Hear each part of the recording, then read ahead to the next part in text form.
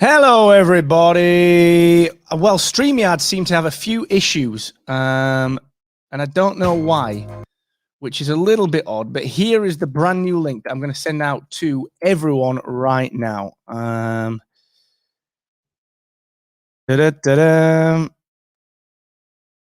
the link.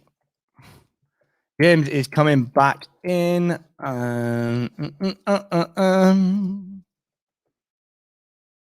Right, 1 second. All right, let me get James back in.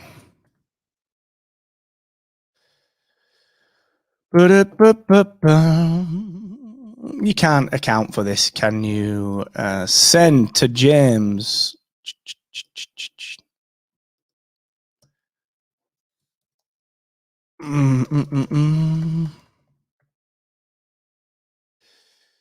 All right.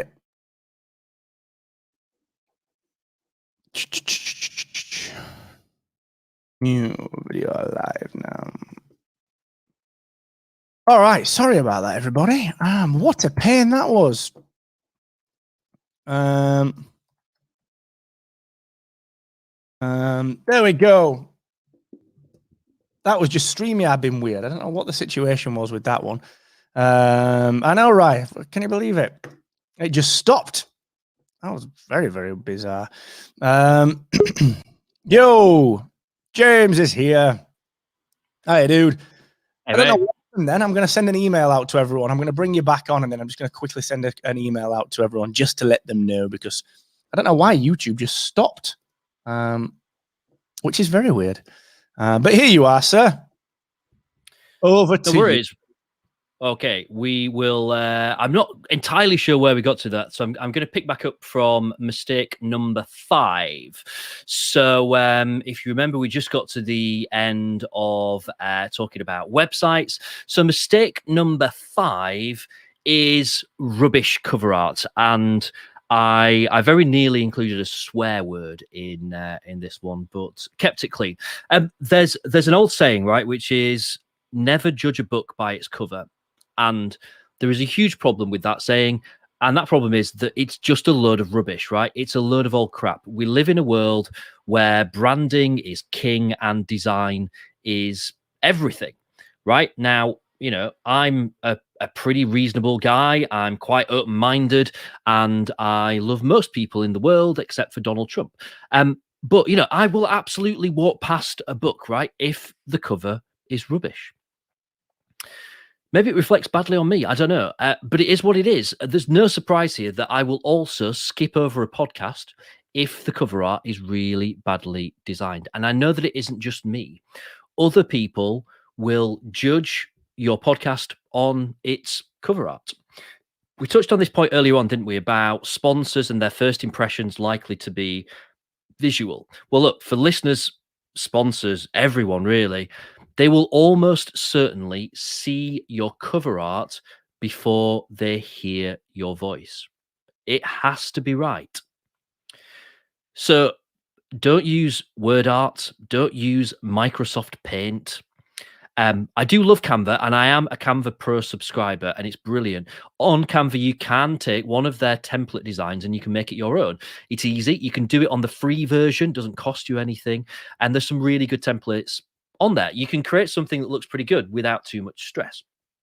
Looping back to the point that I made a couple of times already, the fact that you're here today tells me that you're aiming high. And I think that that means that you probably want a level up from a Canva template that has you know, a ton of other podcasts might have used as well. So I really think it's a worthwhile investment getting someone that understands design on board to do your cover art. You might already know someone.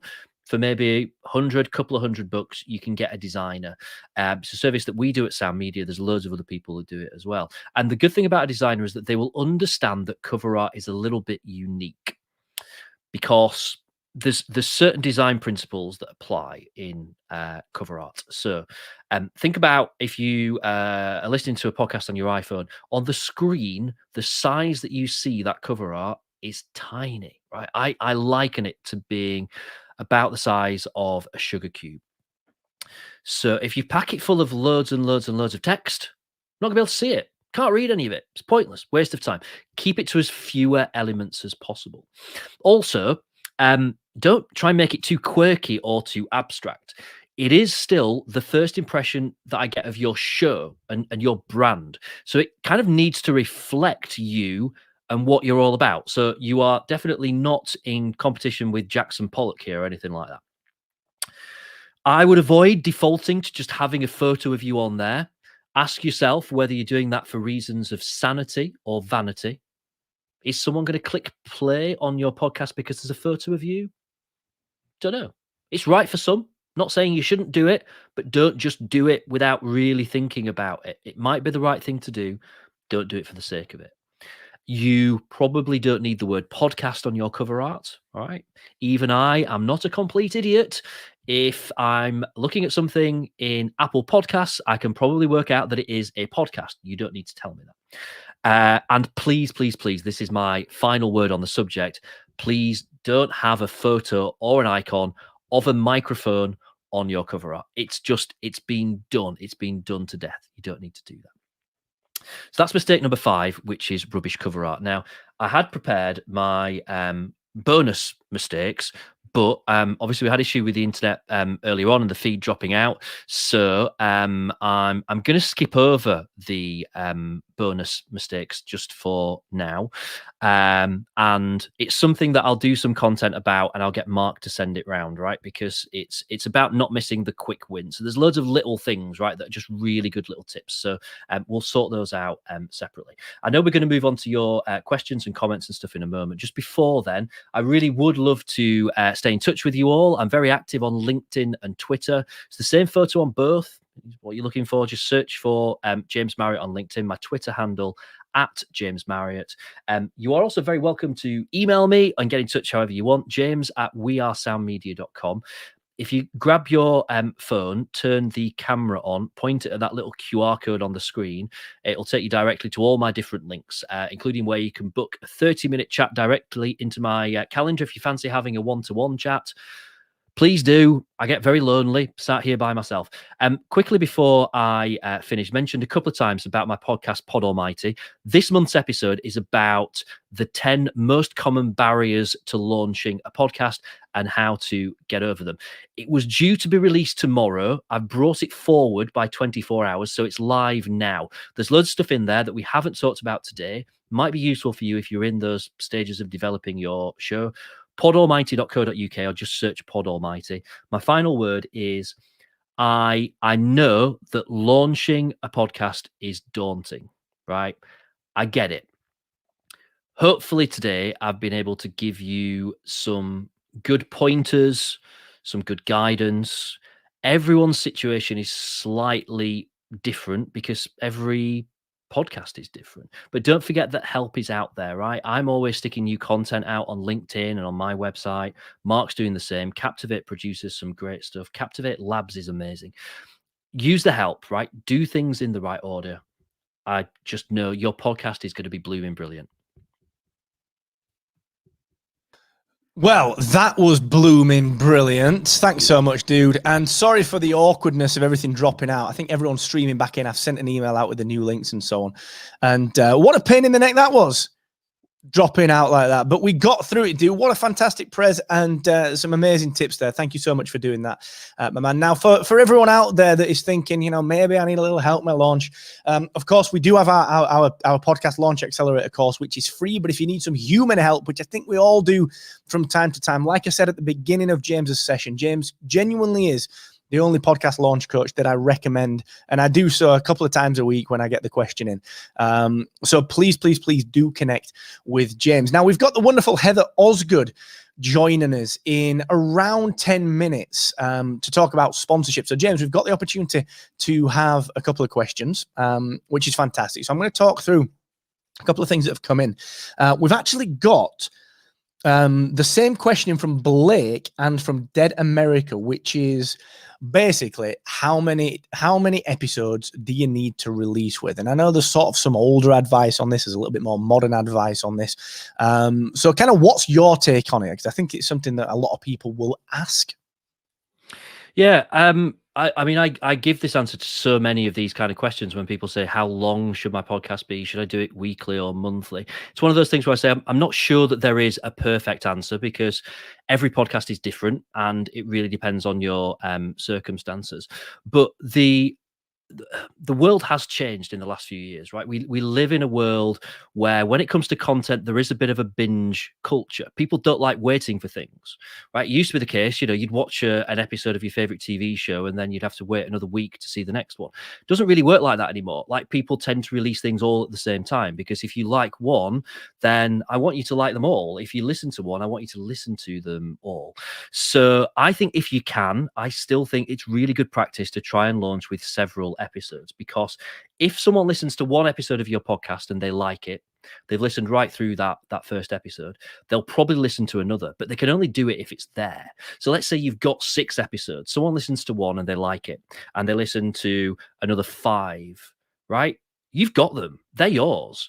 They are a regular listener. They're a subscriber. Whatever your call to action is, they're going to do it, right? You've got them in the palm of your hand to take through to whatever it is that you want to do next. Right at the beginning of this presentation, I talked about knowing your aim. If you want to get people signed up to an email list, if they listen to 6 episodes of your podcast in a binge session and they don't sign up for your email list, then you've done something wrong, because it should be just so easy to guide them through to whatever it is that you want to do next. But it's got to work for you. If actually it's just not possible for you to launch with 6, and you think, oh, it's too daunting, I can't do it, it's fine to launch with 1, right? It's absolutely fine. It's whatever's right for you. But if you can, I think launch with several. Yeah, I would agree with that. And I think there's some slightly older advice out there about launching with 3 or 5 in order to kind of game the rankings a little bit. I think that's a little older advice, which, a lot of the newer noteworthy stuff now is not algorithmic. It's a lot of it is manually curated. So whilst that advice is still valid to a degree, I think it serves the purpose of that bingeability more than it does the algorithmic ranking potential. And I think that's an important distinction to make as well. So yeah, absolutely do. I would fully agree with that one. We've probably got time for one more question or a couple more questions, just depending on what we do.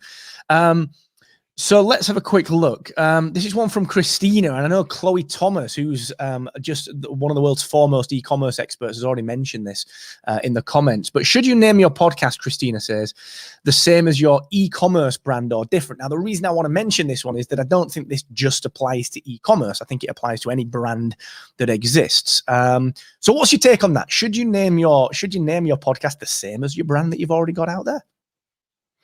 If it's the right thing to do, then you should do it. I mean, it depends how linked they're going to be. If you are doing a podcast that is literally about your business and what you do, then yeah, it probably needs to carry the same, maybe not exactly the same brand name, but certainly within your subtitle, it's going to need to be there somewhere. Doesn't have to, though. There's no rule that says it has to. You could be doing something that's a slightly different take on what you're about. I personally think it's the visual side of that that's the most important. So, the cover art should be consistent with what's already out there in terms of your brand, and the values that you attach to your podcast, they should be consistent as well. The reason why I still think it is good practice to try and match kind of like the branding you've got is just for that searchability. What if someone is in tune with your brand and they want to find your podcast, you don't really want them to have to go around the houses to find it. They should be able to find it by going into Spotify, by going into Apple Podcasts, typing your brand name in there, and they should be able to find it. And that's obviously that's a huge big deal. We live in a world of SEO and search being very much king, but there's nothing that says that it has to completely be the same name. Yeah, I would agree with that. I think it's sort of up to you about what goal you're trying to achieve with it. It's like, for me, having the podcast accelerator, I could call it like the Captivate podcast. And it's that closely tied that it could be named the same thing, but I think it depends on what your goals are. Do you want this to be a movable entity? John was online earlier, JLD from EO Fire, and EO Fire is the business, it's the entity, it's the representation of everything that John and Kate bring to the world, which is fantastic. And if you look at the way that is structured, it's a perfect brand for what they are delivering. Whereas if you look at potentially what other businesses do, what some corporates do, like branded podcasts. They're trying to attract an audience that they don't want to see them as the corporate entity. So they brand their podcast something different to introduce the corporate in a more soft fashion. So I think it's fascinating how you do that. But I think you're absolutely right, James, on it has to represent what you want to be perceived as. I think that's absolutely vital. Now, the wonderful Heather has just joined us in the green room here. I can see her smiling, and I was going to say waving, but Heather, I feel like that put pressure on you to wave to no one when only I can see you. Hi, Heather. So listen, I'm sorry for the Stremyard dropping out. I don't know what happened with YouTube, but we are all back. It looks like we didn't lose many viewers.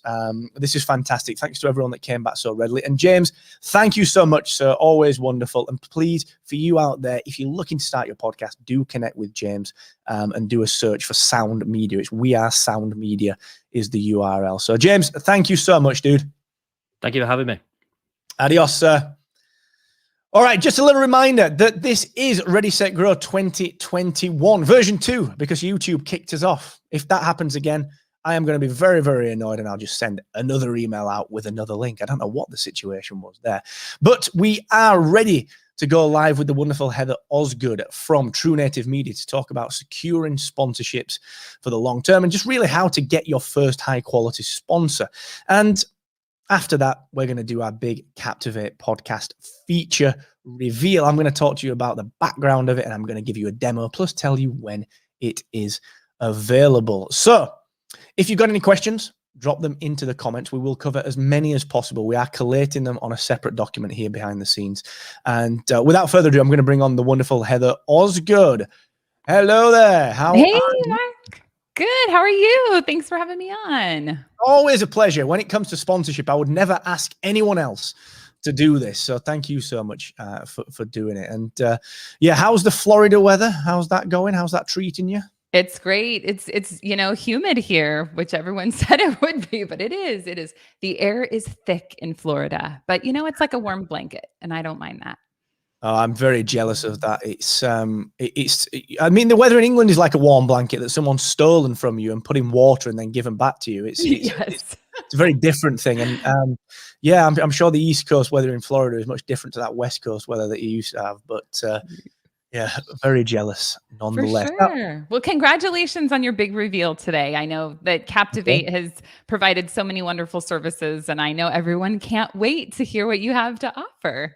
Well, thank you very much. That's very kind. I'm hoping, fingers crossed, that YouTube doesn't kick us out again. That was a pain. But we're going to keep an eye on that one. I've got all of the team monitoring that now. I'm going to get like 10 pings. Now, Heather, what are we talking about today? What are you going to be delivering to this wonderful podcasting audience for us? Yeah, so today we're going to be talking about how you as a podcaster can get sponsors or advertisers for your show. At True Native Media, we're a representation firm. We work with podcasts. We connect them with advertisers. And I have seen over the course of the last 5.5 years kind of some of the successes and failures that podcasters have attracting advertisers. So today I'm just going to break down in a very kind of clear step-by-step guide for you how you can go about getting sponsors and advertisers for your show. I'm sure it's going to be wonderful. Anything that you deliver is always super insightful and really actionable. So I'm really excited for that. And look, if you've got any questions for Heather or the wider podcasting community here during the session, do drop them into the comments. And like I said, we are collating them. So Heather, I'm going to give you the floor, and thank you once again for doing this. Over to you. Awesome. Awesome. Well, I'm going to go ahead and share my screen with you so that everybody can see what I have put together. And just walk you through. And as Mark said, if you have any questions kind of throughout, don't hesitate to let me know. One of the things that is always tricky when you're live is that I can't see the comments when I'm presenting my screen. So if you guys want to, keep those comments toward the end, and I'd be happy to, to give you answers to your questions. So without further ado, let's go ahead and get in kind of what some of the essential steps are going to be to have you deliver winning podcast advertising campaigns. So today we're going to talk about kind of how to understand the way podcast advertising works. So you'll walk away with an understanding. We're going to prepare your podcast for ads, which is a really important step. And then we're going to talk about what advertisers are looking for when they're selecting podcast hosts to work with. So I always like to start by talking about what a podcast ad really is. Now, all of us have heard podcast ads, but if you're thinking about getting advertisers for your show, it's really great to break it down. And so essentially, it's an outside brand or a company that is looking to attract new customers to their business. And so they're going to select podcasts to advertise with. One of the things that is so important about this piece is that businesses totally understand who their target customer is, right? So they have spent in some cases millions of dollars identifying who they want to reach with their message, who they know is actually going to come and purchase their product. So when they're looking for podcast ads, they're looking to target that target customer for them, the person that they know is going to purchase their product. So really that's their motivation behind running ads. And when we think about kind of what a podcast ad is, typically it is going to be 30 to 60 seconds. Now, there are some cases where there's a 15-second. I would say our average at True Native Media is a 60-second ad. And in most cases, when we're talking about host-read ads, they're going to go over that kind of 60-second mark. It's not uncommon for them to go over the 60-second mark, but that typically is kind of the length of the ad. And the positions of the ads are usually pre-rolls, mid-rolls, and post-rolls. So of course, a pre-roll is going to be at the beginning, mid is going to be somewhere within content, and then a post-roll is going to be at the very end. Now, I would say that if you were approaching a brand new advertiser, post rolls aren't going to be the best spot for you because they're probably not going to get as good a response. Mid rolls tend to be kind of the most coveted spot. Pre rolls are okay, but they're better if they're in content as opposed to the very first thing that you hear. If you're listening to a podcast and you push play, the first thing you hear is an ad, that's going to give you kind of some cause to pause, right? And maybe fast forward because that's not what you were expecting to hear. So if you can put that pre-roll kind of in content, that is a better placement. So maybe do your opener, say hello to everyone, and then get into your sponsor read. Now, in terms of the types of ads, today for our conversation, we're really going to be focused on that baked in embedded ad. And what a baked in or embedded ad is, and you might hear those terms used very interchangeably, is the ad occurs in one single episode. So let's say you are putting out episode 20 today, and you have a ZipRecruiter ad that's going to be in episode 20. If I listen to episode 19, I'm not going to hear the ZipRecruiter ad. And if I listen to episode 21, I'm not going to hear the ZipRecruiter ad.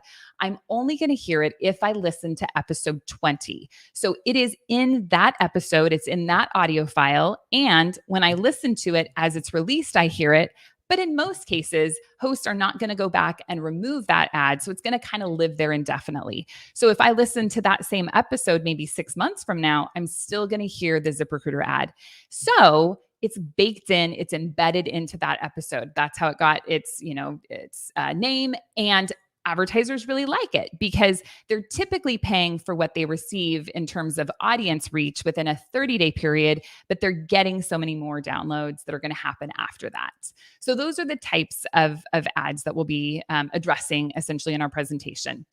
So we are talking about a host-read ad, and I'm guessing many of you have heard ads out there where it's a producer-read ad. Maybe it sounds more like a radio ad, but host-read ads are very, very effective. And I would encourage you, if you were getting started, to start with those host-read ads. Obviously, they are recorded by the host, and essentially they're based on your personal experience with a product or service, right? So you have received this product or service from the advertiser. You have experienced all the ins and outs with the product. And then the hope is that you can create a very organic, authentic, relatable message. So I always like to tell people, everyone wants to buy products and services. And that is what we are doing, is we are helping our audience buy products and services that we believe is going to edify their lives. Now, you wouldn't go and partner with an advertiser that you didn't think had a quality product. So as you're thinking about creating these ad reads and partnering with brands, make sure that they're products that you really feel like you can get behind. Because when you create that organic, authentic, interesting ad read, people actually listen to it. And they listen to it because they know, like, and trust you, right? They're listening to your podcast because they like who you are.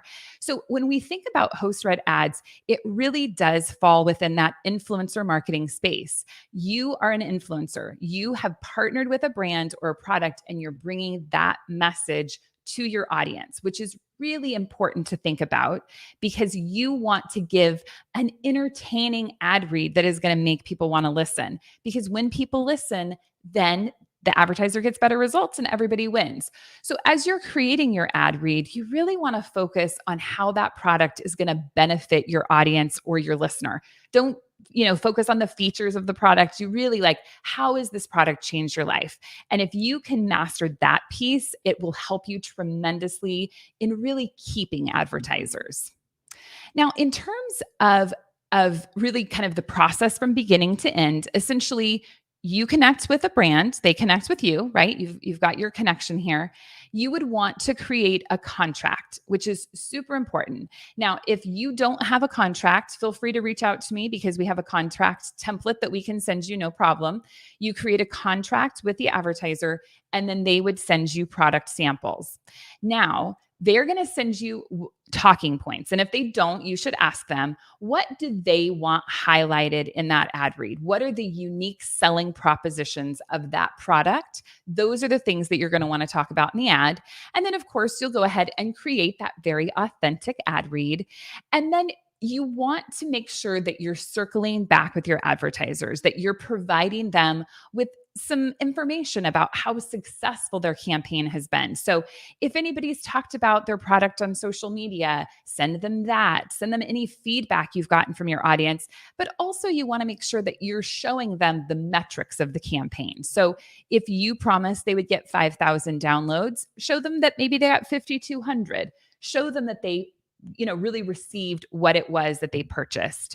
And then ultimately, of course, you're going to want to go back and renew that advertiser with a contract. Now, I have found over the years that podcasters come to me frequently and they're like, hey, just started a show. I'm ready for ads.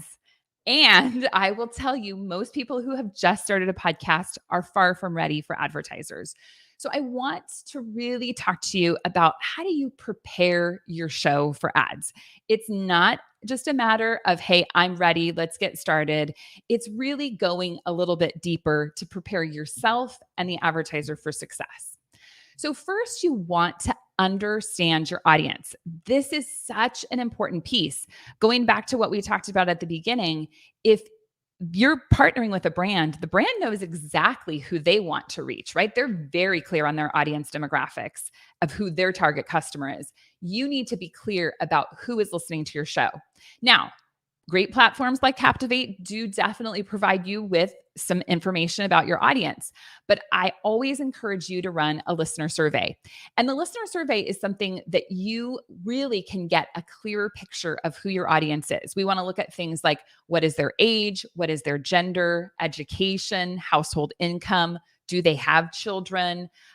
You want to get down into this very clear picture of who is listening to your show. And this is important, again, because that brand wants to know that they're going to be reaching their target customer by advertising on your show.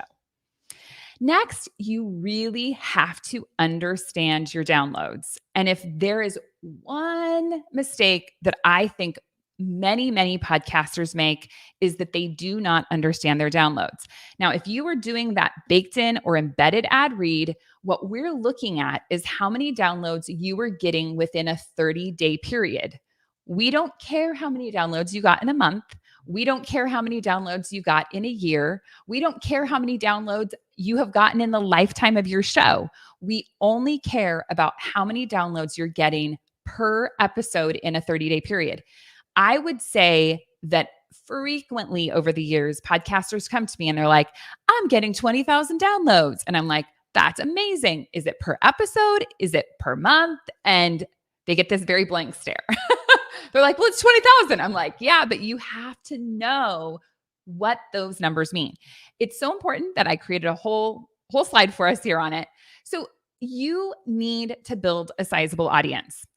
One of the things that I hate is hearing when people in the industry say things like, the size of your audience doesn't matter. It's your content. People just care about your content. And if you're creating great content, then you can get great advertisers. Content is very important. The size of your audience is also important. If you are thinking about getting advertisers, you must grow a sizable audience. And what this means is that you need to attract enough listeners to your show that the advertiser is going to benefit more from running ads on your podcast than they would from walking around New York City and passing out $100 bills. If you have 100 listeners, that is not a big enough audience, right? It's not going to be the mass that you need to really attract advertisers. So focus on audience growth. It is harder, I would say, now than it has ever been. It's probably not going to get any easier, but focus on what you can do to grow your audience because it really does matter. And then next, touching again on understanding your downloads, as you're approaching advertisers, be clear about what it means to have downloads. If you're doing those baked in embedded ads, make sure you're giving them the number of downloads per episode in a 30-day period. It could be 30, it could be 45, but how many downloads do you expect? How many impressions can that advertiser essentially expect to receive? Super important. Now, one of the questions I get asked all the time is how many downloads do I need to have in order to get sponsors or advertisers? And I will tell you that if you talk to some of the large representation firms, they will say that you need 50,000 downloads per episode. If you came and talked to True Native Media, we would tell you that you needed 10,000 downloads per episode in a 30-day period. However, depending on the route that you want to go, I feel like about 1,000 downloads per episode is a really good place to start to get advertisers. Now, if you're going to do this, though, you're going to want to do it yourself because a company like True Native Media or other rep firms are most likely not going to take your show on because it is too small.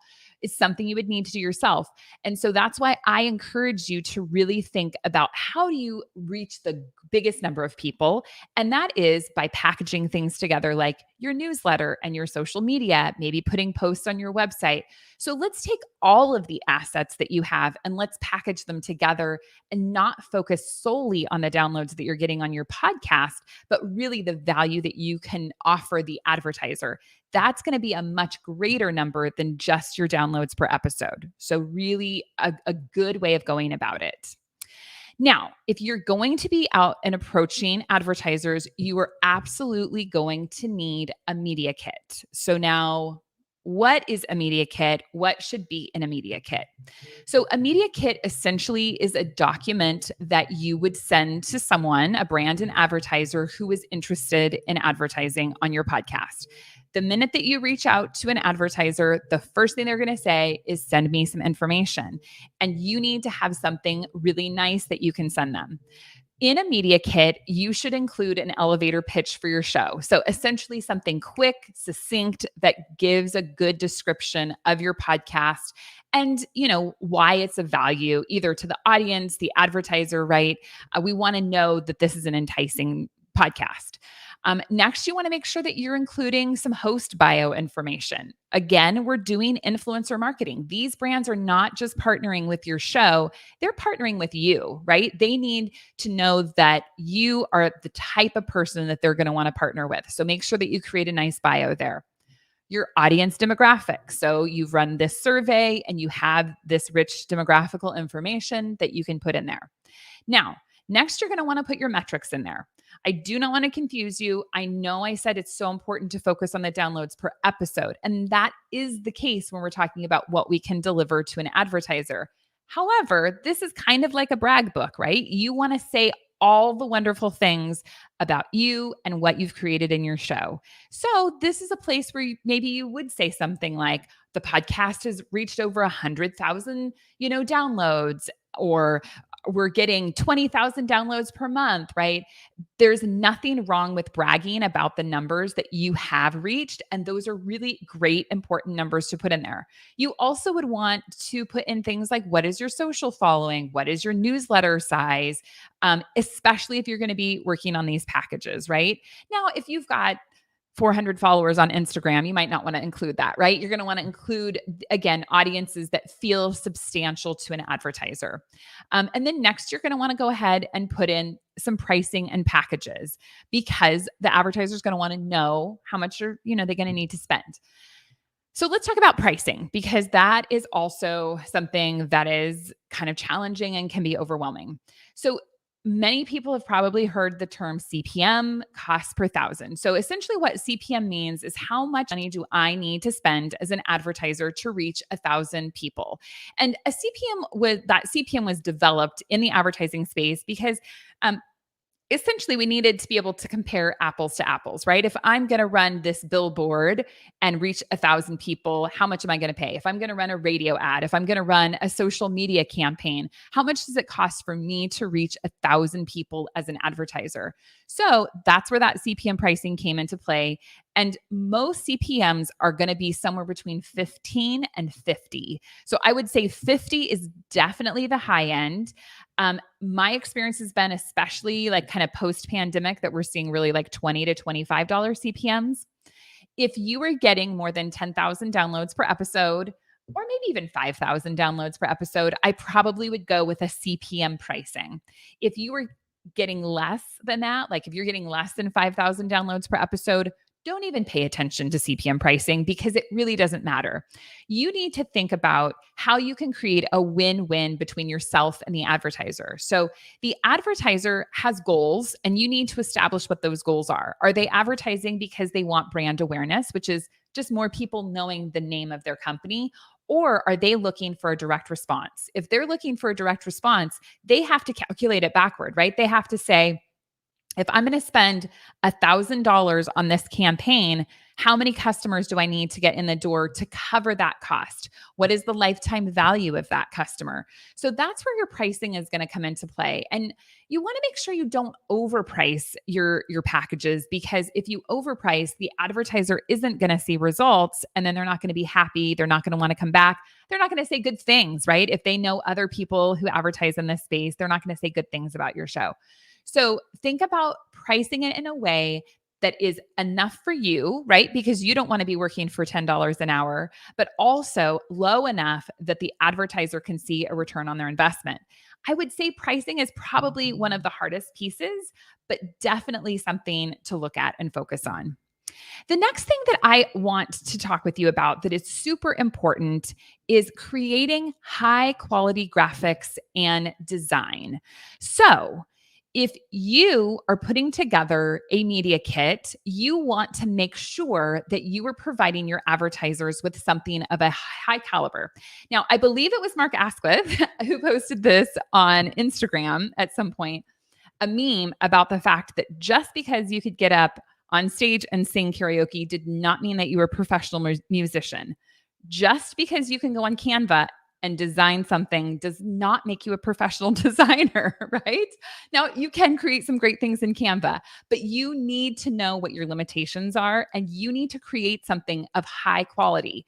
Go on Upwork, go on Fiverr, find somebody who can create something of quality for you. It's really, really important, because this brand is gauging their partnership with you based on this media kit and their interaction with you, right? So invest in a high quality media kit. It is well worth your money. All right. So now, what are advertisers looking for in a host, right? It's this influencer marketing space. What do they want when they choose to work with you? First, again, kind of getting back to some of these pieces with the media kit, they are looking for individuals and shows that can represent your brand.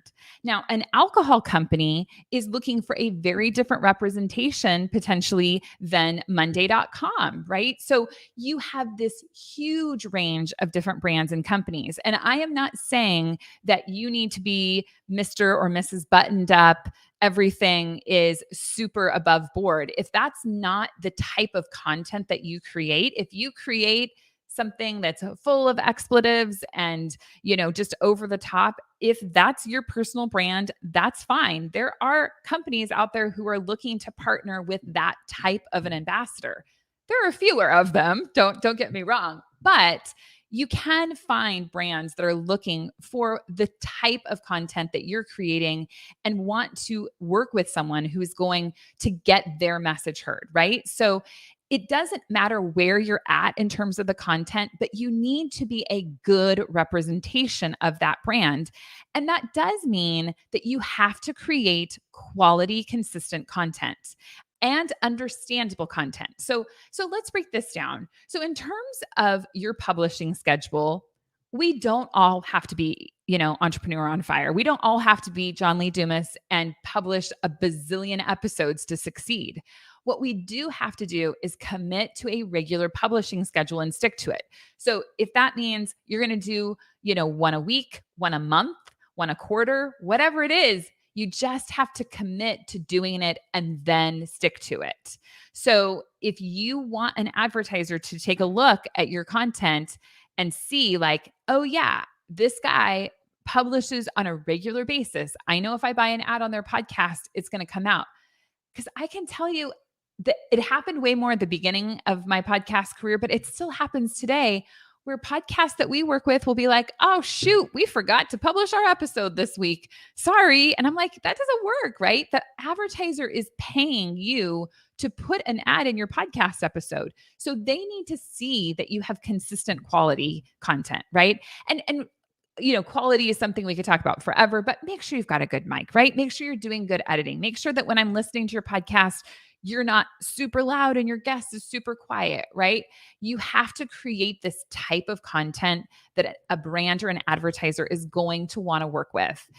Next, I wanted to touch a little bit on understandable content. What I mean by that is there are a fair number of podcasts out there that when you look at the show, you kind of scratch your head and you're like, what's this show about? Right? Like, is it just two dudes talking to each other in their basement? That's cool, but it makes it really hard for the advertiser to select your show if your content isn't understandable. Advertisers want to be able to see a clear path to their target audience. And if they don't see that in your content because your content's kind of all over the place, it makes it really difficult. Now, if you're Joe Rogan, of course you can be all over the place, but my guess is that you're not Joe Rogan. So you really do need to create the type of content where advertisers can say, oh, this is a health show. This is an advice show. This is a parenting show. This is an entertainment comedy show. This is a movie review show, right? You need to create a genre and a space for yourself that advertisers can relate to if you want advertisers, right? Because I've seen it many times where this is a sizable audience. Advertisers are just not attracted to it because they can't relate to the content. They don't know which box to put it in. So something to consider. You need to have attention to detail and be timely in your responses with advertisers. I cannot tell you the number of times I have reached out to a show and asked them if they were interested in an advertiser who, wanted to be on their podcast and had 4-6 weeks sometimes go by before I get a response of like, yeah, that sounds great. And I'm like, guys, that ship has sailed. This campaign is over already and you're just getting back to me. So if you want advertisers, you need to really pay attention to the details. And lastly, you need to really look at the professionalism of what you're doing. You have got to approach this like a business.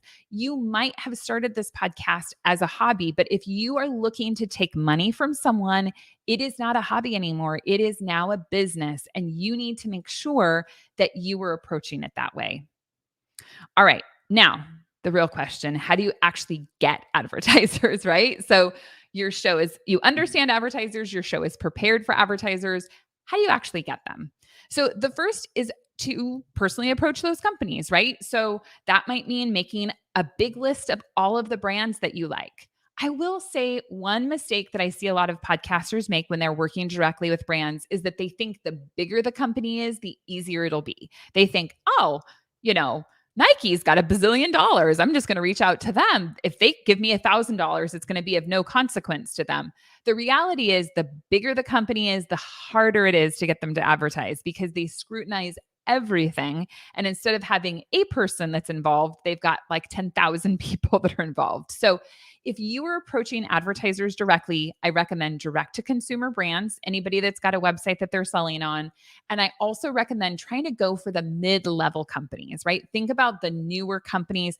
Anybody that's running Instagram ads can be a really good fit, but you definitely can go out and personally approach advertisers.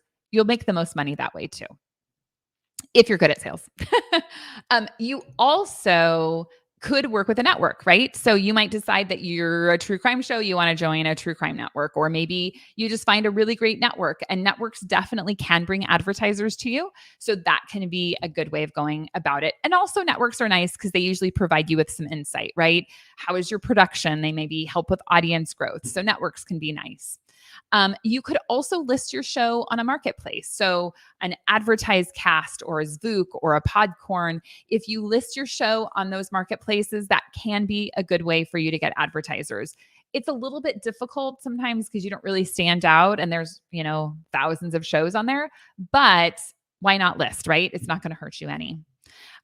And then finally, you could work with a representation firm. So there are more and more companies that are representing podcasts. But if you are interested in working with a representation firm, their sole job is to find advertisers for you. The big key with representation firms, though, is you've got to get that audience size up.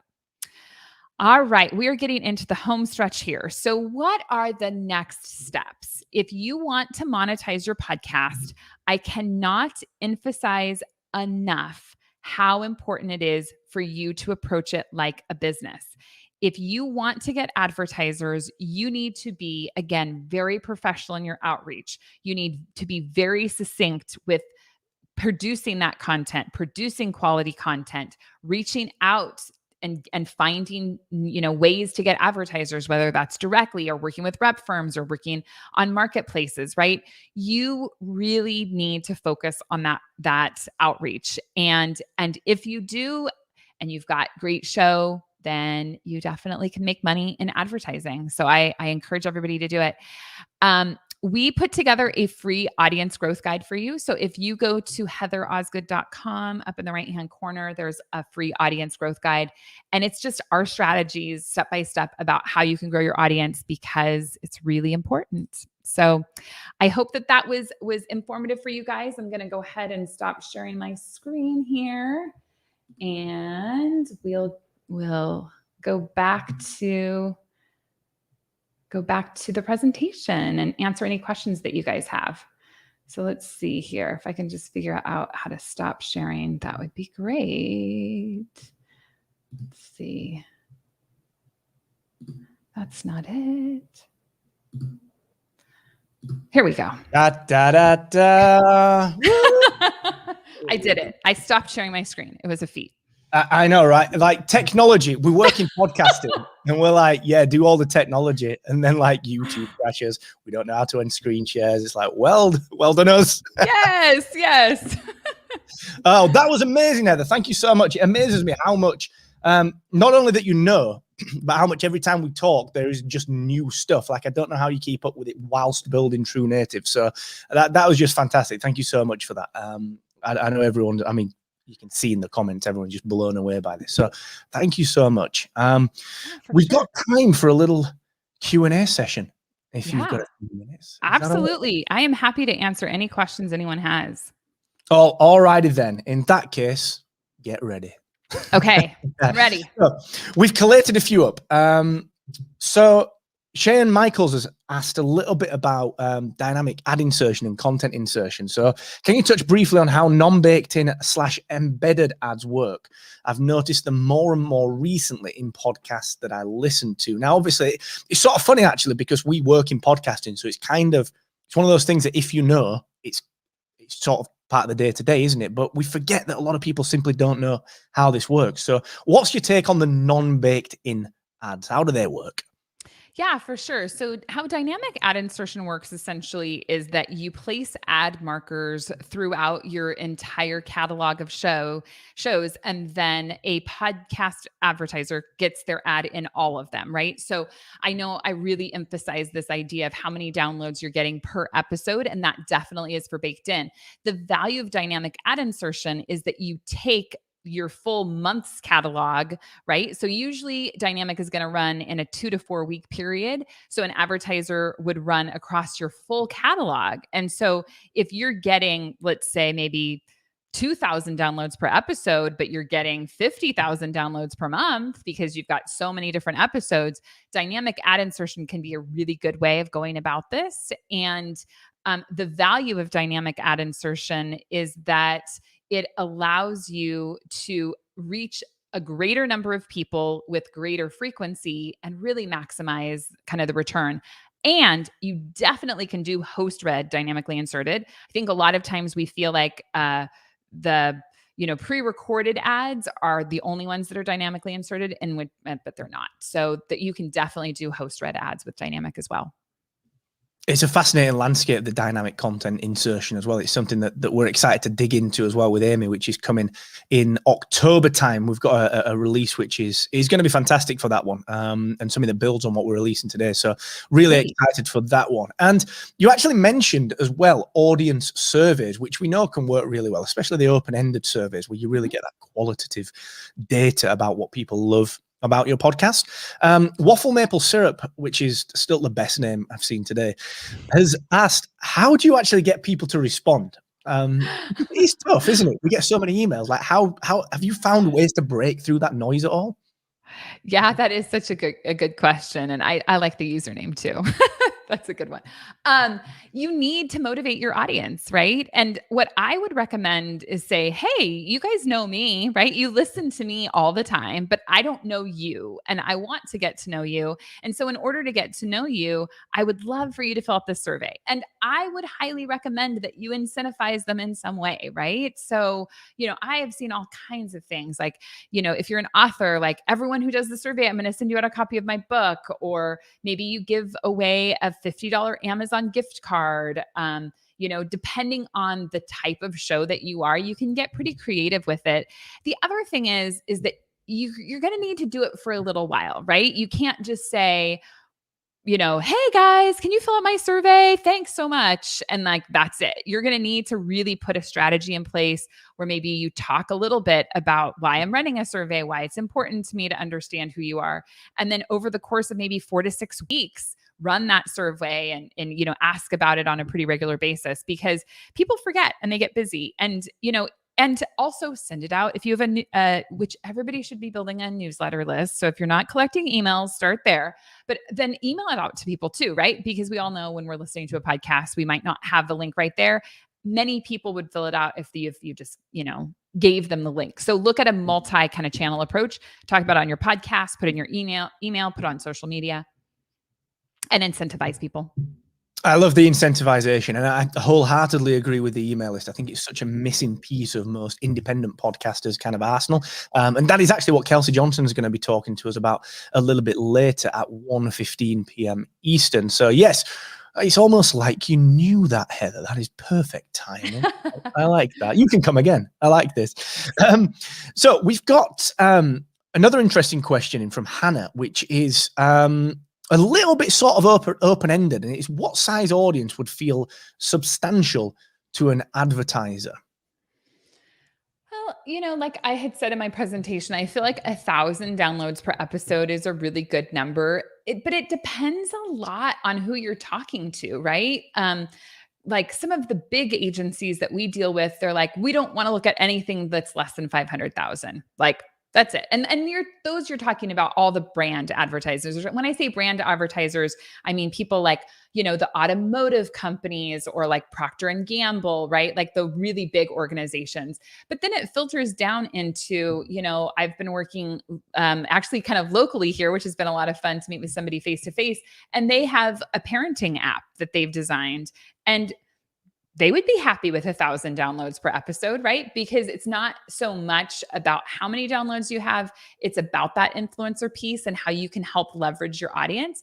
So it's just really important that you're transparent with your numbers and that you understand them. And then also that you're working with them to try and see what you can do to help them succeed. So if you're smaller, make sure, like if your audience is smaller, make sure that advertiser is clear about what their expectations are of what they're going to get from the campaign so that you're on the same page and that you can what does success look like, right? If they're going to run a 4-ad campaign with you or a 4-week campaign with you, are they at the end of those 4 weeks, how can you say, was this successful? Did they need a certain number of signups, and or were they looking for branding? So you can then spin it back to them and say, look at all this great stuff we did. Look at all these great, posts we made, or these podcast ads were terrific. People loved it. So you kind of need to get creative with how you're leveraging your size, and really position it about value. When you're smaller, try to position it about value and less about size. Yeah, it's interesting that, actually, Heather. Do you think that this is a sort of slight digression, but do you think that as podcasting has become bigger and independent, creators in the serious independent creators, like everyone watching today, as they become these audio influencers, as they begin to build these niche audiences that are becoming more and more powerful, the more collective they become, are you sort of seeing that the metrics can be defined on a little bit more of an ad hoc basis, as opposed to just a very simple, all we're going to do is track impressions, which is to say, how many times the ad has been kind of displayed, if you like. And all we're going to track is like URL hits and coupon code users. Like, are you seeing that people are devising these other wider metrics? Maybe it's reach, or maybe it's defining something else throughout that kind of sales funnel. How's that kind of landscape right now?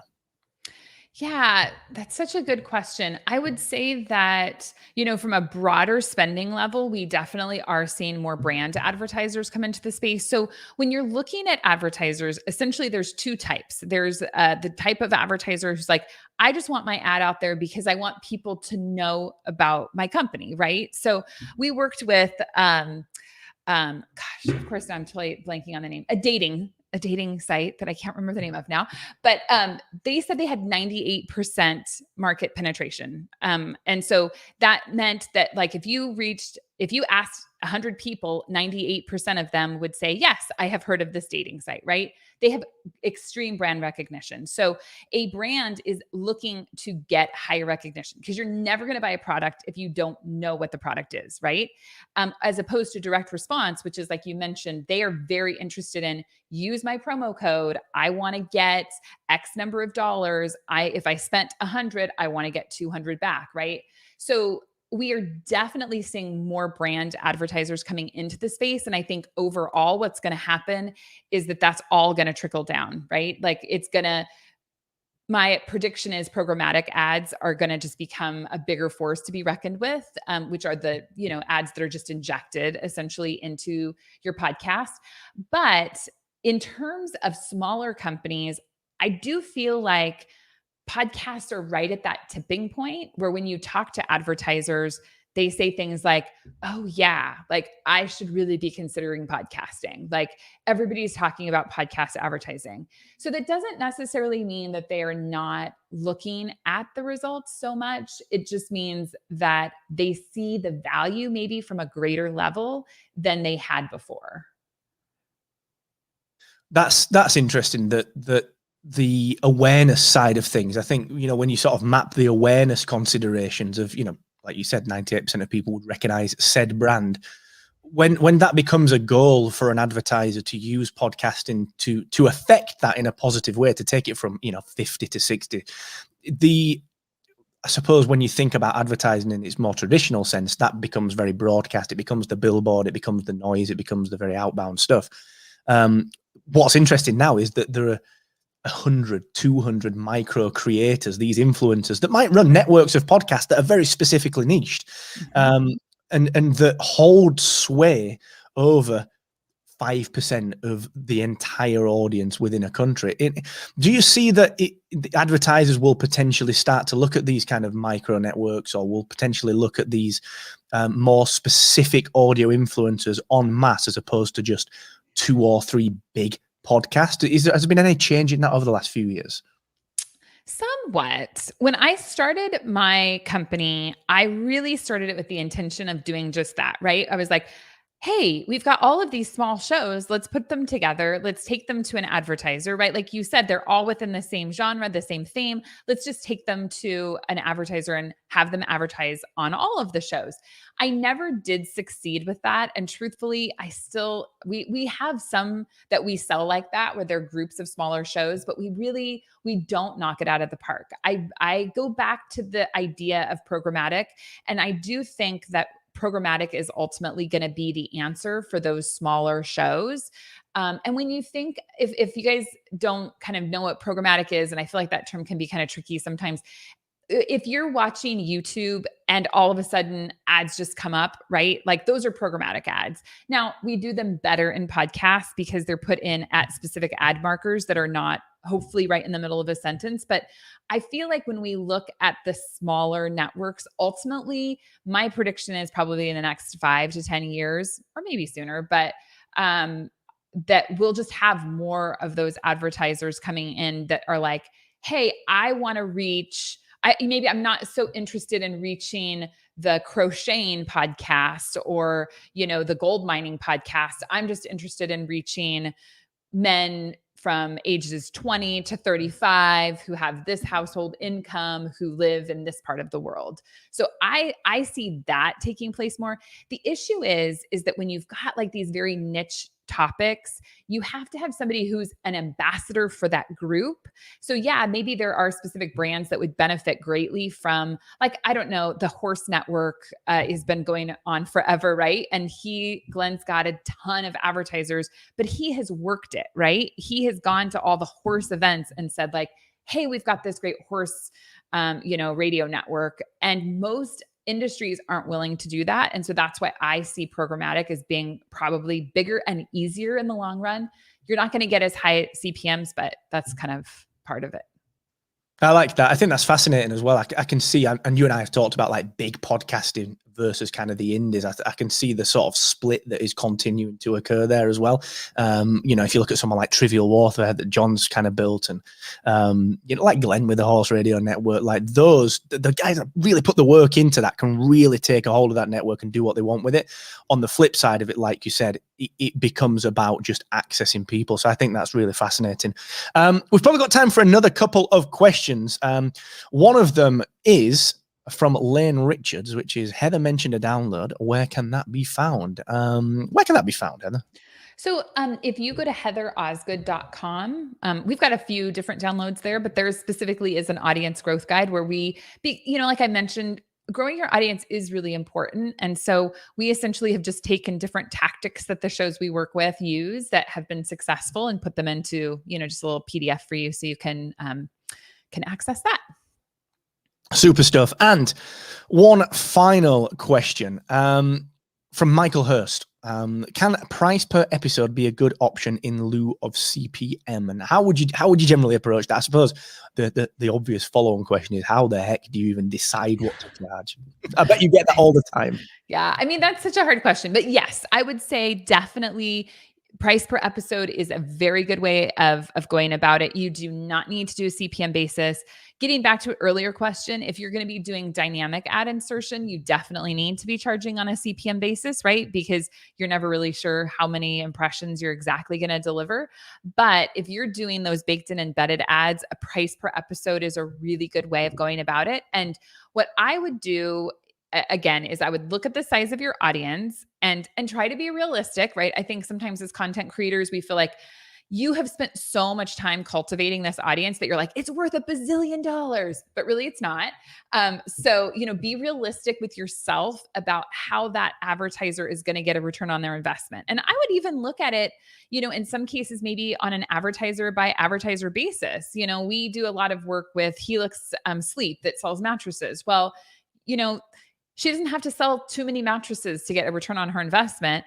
On the flip side, if you're working with an app where like it's $20 for the year, right, to sign up for their app, it's going to take that app way more purchases to get a return on their investment than it would for like a sleep company. So if you're at that level where you're pricing per episode, you might just consider doing custom packages, right? So talk to the advertiser, think about what they need, talk to them about how many conversions do they need to get to make this worthwhile, and then say, well, gosh, based on our audience, I feel like it would be reasonable for us to sell 5 mattresses for you. And so the package is 2,000 as opposed to like this app. Maybe it's 500 because you've got a different working relationship.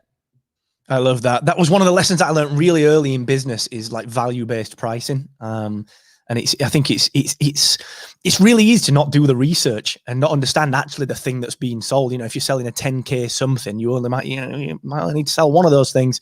And it becomes about kind of the prep work, I think, from our side as hosts, because I think as creators, you sort of don't get into podcasting to become a business person. Right. So I think there's a lot of that goes on as well. But look, I could talk to you all day about this, Heather. Thank you so very much for doing this. It's always a pleasure. I'm sure we'll do many more of these. We seem to do a lot together, which is always a pleasure.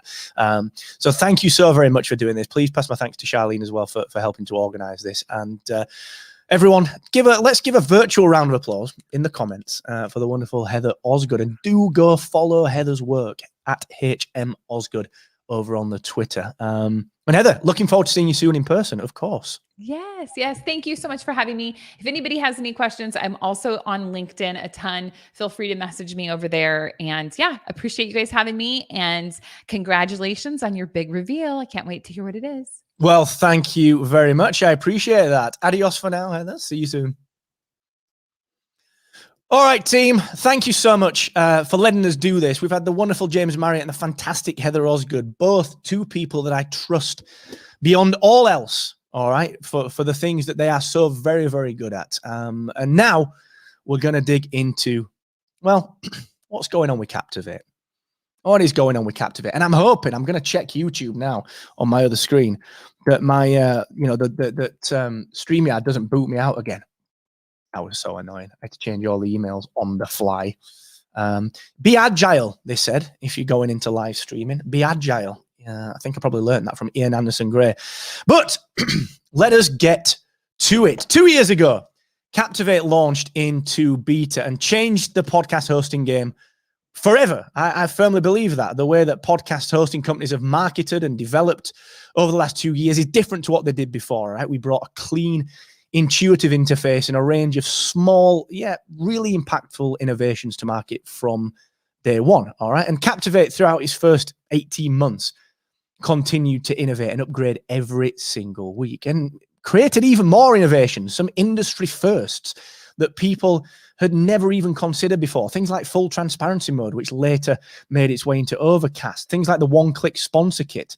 Things like a measurable single promotional link. And more recently, of course, Dashboard 2.0, attributable first-party tracking links, and just more, all right? We've just done more than any other host when it comes to helping you, the serious independent podcaster. And we've continued to forge ahead with Captivate's unique path, all right? We've continued to stand out amongst the other podcast hosting platforms out there. Now, there isn't a bad hosting platform. Everyone's great, all right? It's about finding the fit for you, okay? Now, from a personal perspective, having such a clear vision for a product, this has been in my head for years, all right? And it's a product that has always been just built to help indie creators, all right? But having that vision can be tough at times. We've had to be patient. I've had to be patient. And we've had to roll out the building blocks of innovation first. And today, we're releasing the final major building block before we begin the 3-stage release of Amy beginning in October. Now, Amy is our audio mastering and integration engine, bringing that dynamic content, that dynamic ad capability that Heather talked about. We're bringing it down from the big players. We're doing it properly. We're not half baking it, and we're bringing it to the serious independent podcaster like you. Because when Kieran and I conceptualized Captivate, we had one very distinct goal: to empower the serious independent podcast creator like you with the education, Captivate Growth Labs, the support, and the technical tools that you need as a serious independent podcast creator to monetize your audio influence in diverse and multiple ways. And we've talked about it with James, we've talked about it with Heather. You see it every day in Pod News and the other fantastic newsletters out there. As the podcasting industry grows, it's important to our Captivate team that serious creators and audio influencers like you are able to benefit from features that are often reserved for big podcasters, for big production companies, for agencies, and for networks. And we don't believe in podcast creators like you being restricted by a lack of access to the diverse innovations that make it easier to grow and monetize your audio content. We don't believe in that. That's why we price Captivate like we do, because we don't believe in making you pay extra to access the features that are going to help you to achieve your goals. Instead, and the team will tell you this, we obsessively focus on our core mission, which is to give you the tools that no other podcasting platform will give you. And instead of making you pay more for access to things or using antiquated pricing mechanics like upgrade for more file storage, we make sure that you only scale in price when you scale your creator business. When you scale your creator business. Today, we continue that creator first mission by launching our professional grade podcast network features and by making them available to any podcast creator on any Captivate plan. Now, these are features that you simply cannot find anywhere else as an independent podcast creator and audio influencer without paying for enterprise level access. You simply cannot find them anywhere else. And I believe, and as we just spoke about with Heather, that the future of podcasting belongs to the independent creator. We're seeing big podcasting move towards programmatic ad serving and dynamic content insertion, and actually being more media and IP, intellectual property focused, where TVs, shows and movies and books and comic book licensing are considerations for those big podcast companies. And they're built into the conception of a podcast from day one. But the majority of the podcasting ecosystem, the vast majority of the podcasting ecosystem continues to focus, like you, on niche, highly engaged, and loyal followings that serve intellectual, emotional, or entertainment needs for your loyal listeners. More importantly, podcasting continues to bring to the fore the outstanding and talented indie creators like you, who, as time and content progresses, become influencers in their space and have to find multiple ways to satisfy their fans' desires for more of them. You are all influencers.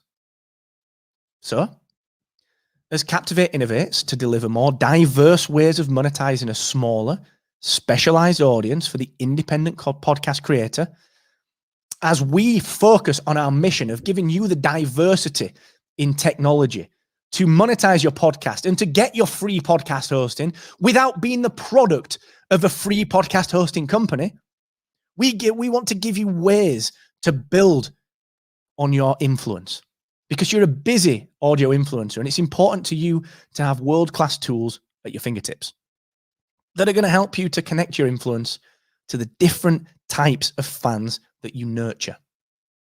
And honestly, we found that more and more independent podcast creators like you are looking for scalable ways to keep listeners within their content ecosystem across multiple podcasts. And until today, there was no easy way for every serious podcaster, every serious independent creator, every serious audio influencer like you, there was no way for them to connect their audience to the different things that they were doing. There was no way to do it. So what does this mean? Well, I'm going to give you a demo in a second, but what it means is that you can start your own independent podcast network, or as a production company or agency on one of our higher tiers, you can run your client network from one place of reporting and, this is a fun bit, one place of cross promotion. What is a network? All right, let's get to this. A network is a series of podcasts that are grouped together within Captivate and whose performance can be analyzed together using Captivate's IAB TechLab V2 certified analytics. Each network can create a no-code network level website using either an auto-generated Captivate URL or, at no extra cost, a custom domain name that you already own to really brand your network.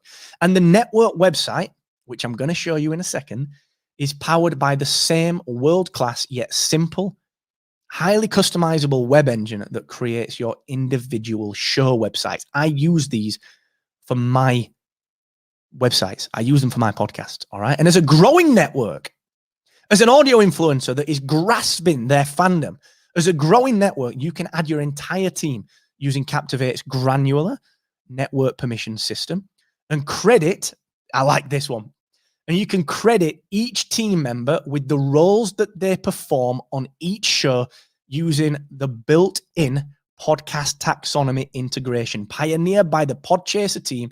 We've been working closer with them to build in the podcast taxonomy integration. And using Captivate's podcast network features, which I'm going to show you in a second, empowers the serious independent podcast creator like you, the audio influencer. It empowers you with more connected data, more cross-promotional opportunities, which you're going to be blown away by, and the option of creating one connected brand that spans multiple monetizable properties and content outlets. As podcasters like you, rightly so, embrace their influence, Captivate is just going to continue to innovate to support your growth and monetization needs. But before I give you a demo of these new features, I'm going to introduce a potentially new concept. I'd like to introduce Captivate's automatic cross-promotional feed drop system, and I am going to show you this in a second. Captivate has introduced an industry first and a brand new innovative feed drop feature that allows for simple, powerful cross-promotion of podcasts within your network. Available to all podcasters on Captivate, feed drops allow you to publish episodes of one podcast into the feeds of other podcasts in your network, complete with custom title overrides, custom publish dates, and optional episode expiration dates. Why do you need that? Well, look, as a serious independent creator, it's important to market your podcasts with as much strategy and measurable activity as possible. And as a creator with multiple podcasts, it's been nigh on impossible until now to promote any number of podcasts to the listeners of your other podcasts. And some of the world's biggest podcast networks, including Wondery, drop trailers of their new shows or shows that they think will cross appeal. They drop them into the feeds of other shows. In fact, just this week, Wondery dropped a promotional episode of Dot to Death into every other podcast that they run, so that listeners of those other shows didn't just hear about Dot to Death, but so that they could experience it and listen to it without being forced to search for it in their podcast app. And we all know that if you're trying to build a podcast audience, guesting on other podcasts works. It's one of the biggest and best examples of accessing people who already know about podcasts, how to consume them, and why they're so enjoyable. And it's that kind of podcast listener, that person that is ready for more of your content. It's that kind of person that feed drops and this new feature from Captivate targets. Feed drops access the same prospective listener by dropping content that listeners might like into a podcast that they're already engaged with. And as Captivate begins to roll out multiple diverse monetization options for the serious independent creator like you, it's important that you not only have the ability to monetize feed drops across the wider Captivate network. That's right. Coming very soon, you will be able to charge a fee for other podcasters to drop their trailers into your feed. You can monetize and you can begin to experience free podcast hosting by generating revenue without really any effort. And look, feed drops are perfect for new podcast launches as well, where you might want to share a trailer across every podcast within your network, or for publishing snippets of audio from one show to the feed of another. Maybe you've got a brilliant interview you want people listening to your other shows to know about. And honestly, it's just a great way of periodically making people aware that your other podcasts exist. We talked to James earlier, who has one show in his network that someone else listening to his other show will probably like. How do we do this?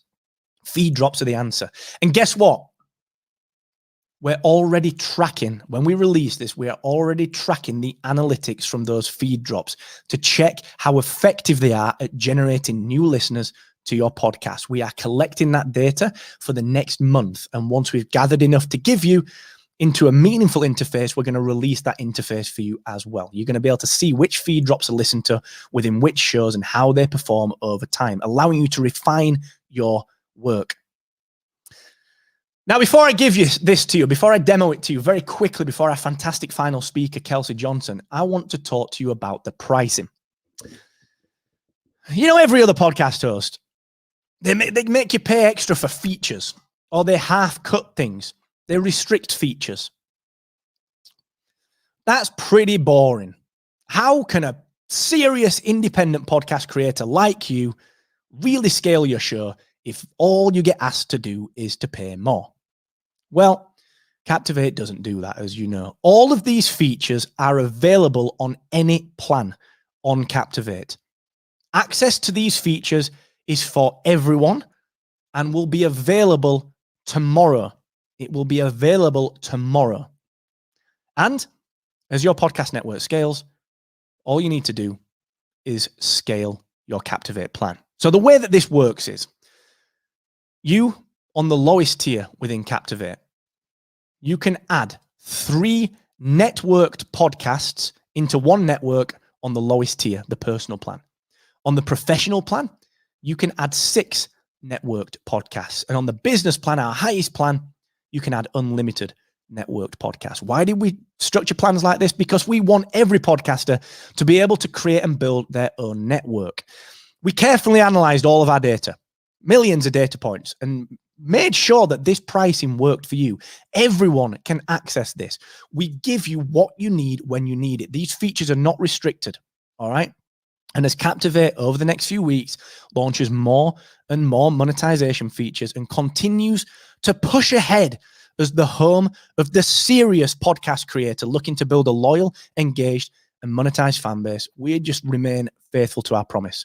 We help you, the independent creator, to access all of the innovations that are going to help you to actively grow and monetize your audience.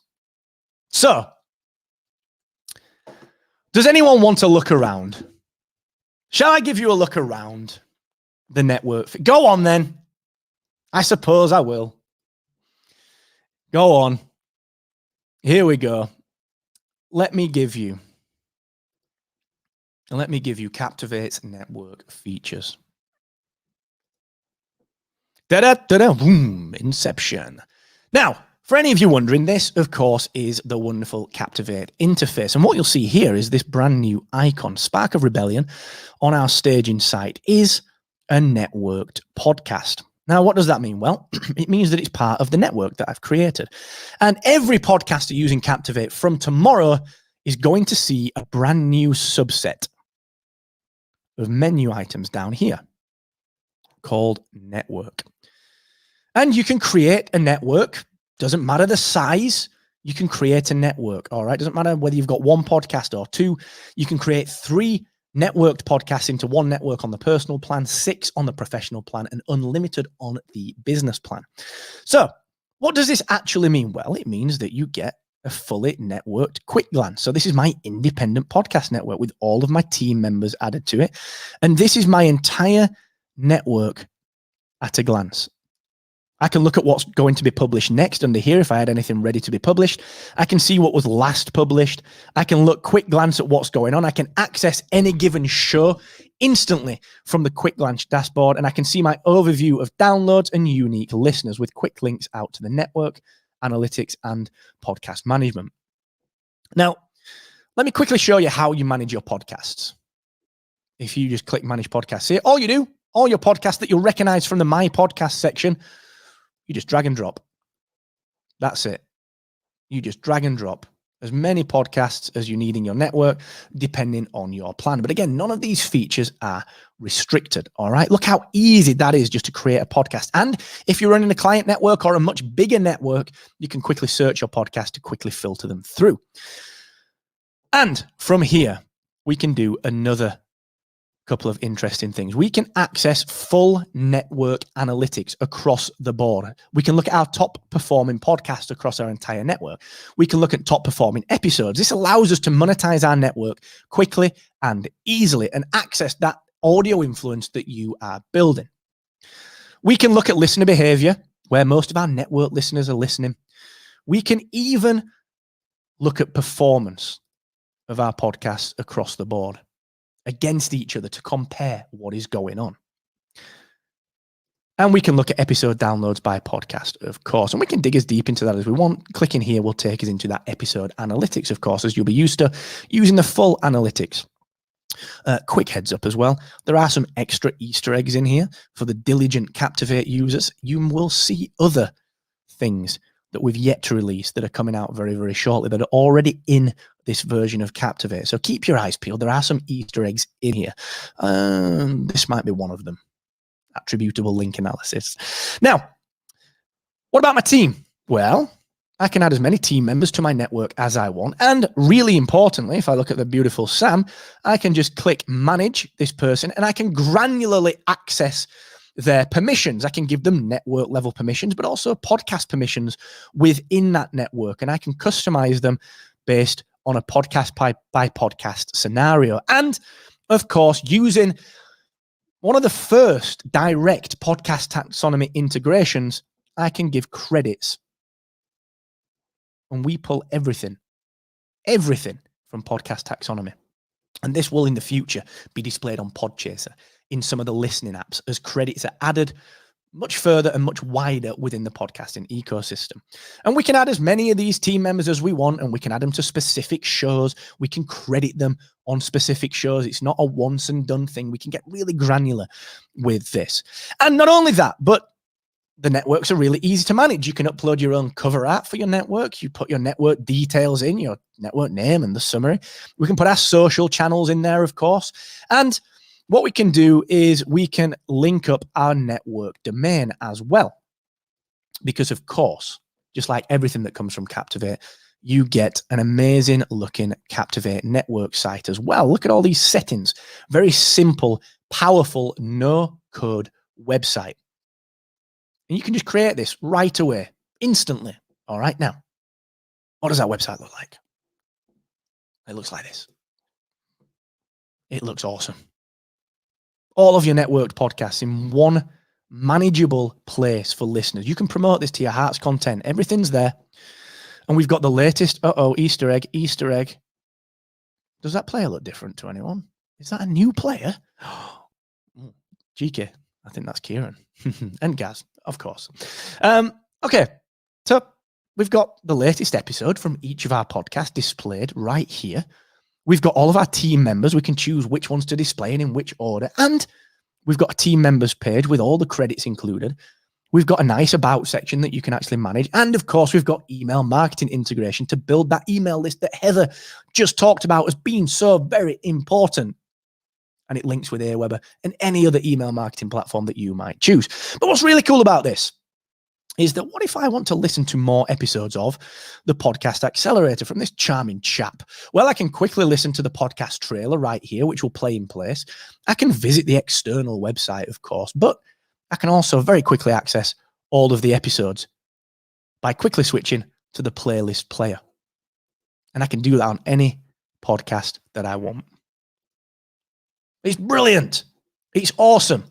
It's really, really good. Like, I really, really like this. It's something that I'm going to use like from day one.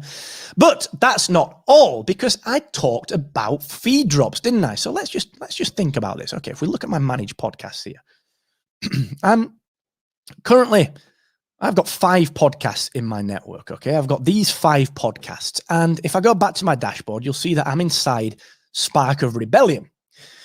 So if I go ahead and click publish new episode, this is the simple Captivate drag and drop publishing tool. Very, very simple. The easiest way to publish a podcast online. There's absolutely no doubt about that in my mind.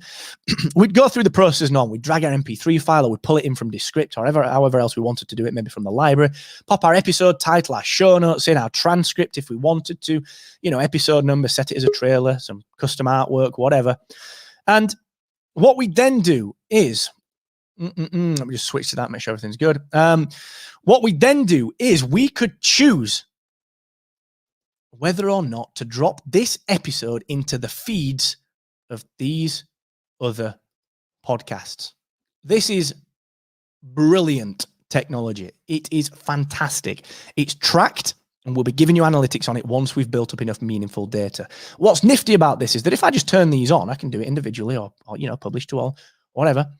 Now, the fun thing about this is that as soon as I publish this, this episode will drop into those feeds, into those podcasts, or I can set up specifics. I can do a publish from date. I can publish it some other time. I can publish it to expire on a certain date.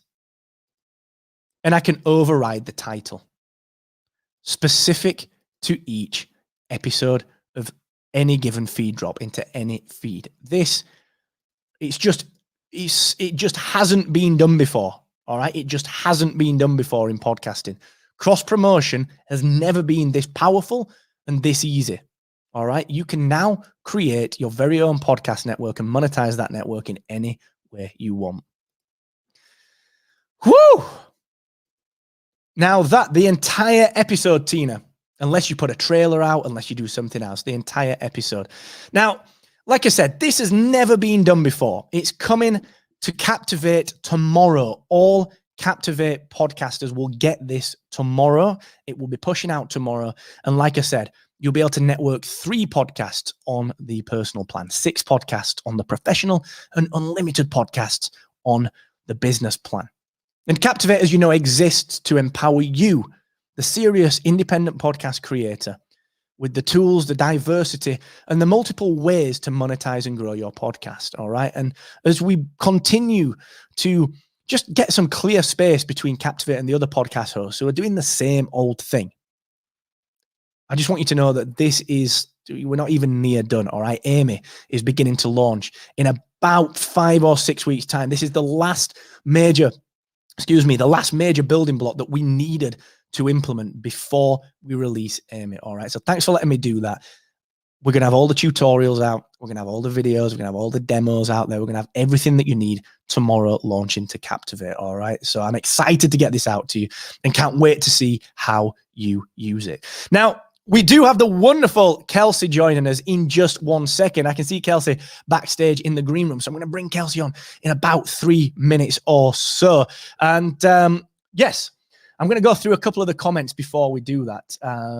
We've got an OMG. Thank you very much, Dead America. Chloe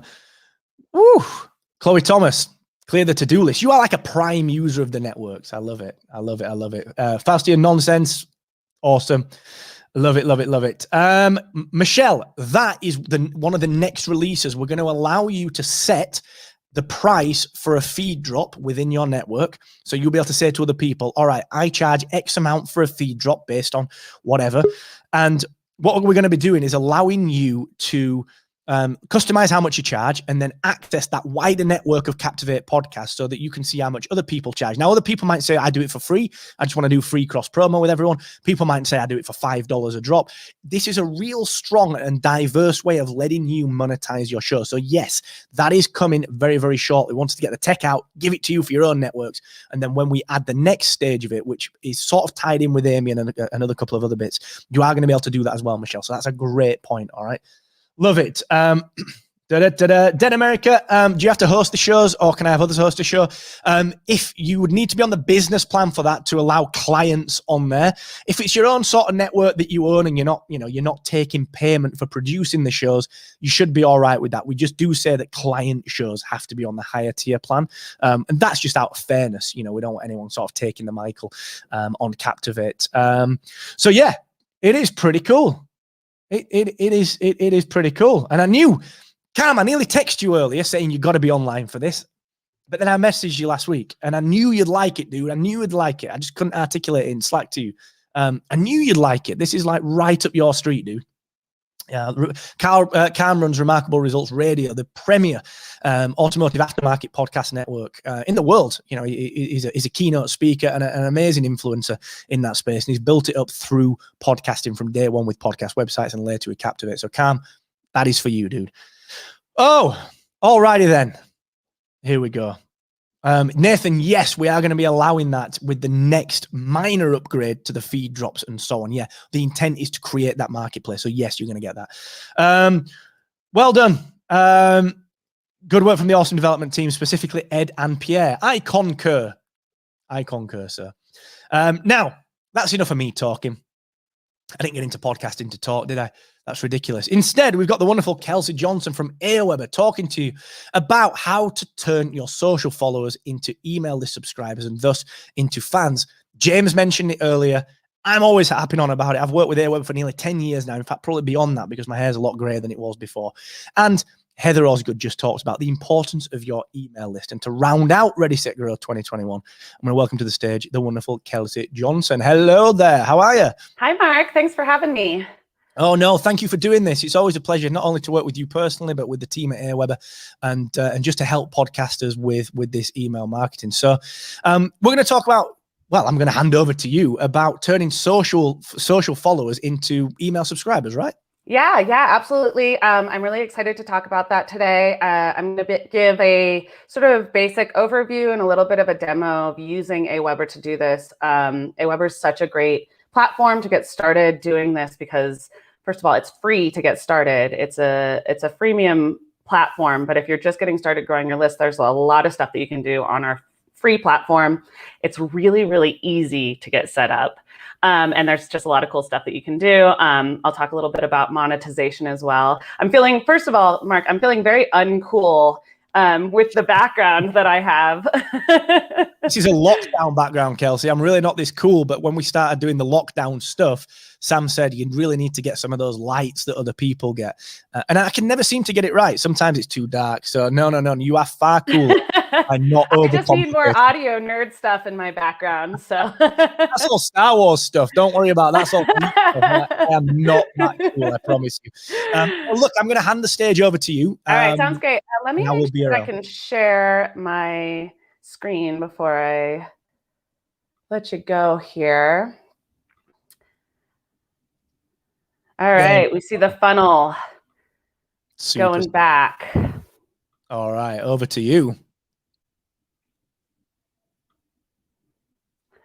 All right, give me 1 second to get my presenter notes all set up. All right, can you see my how to monetize your social followers using email screen?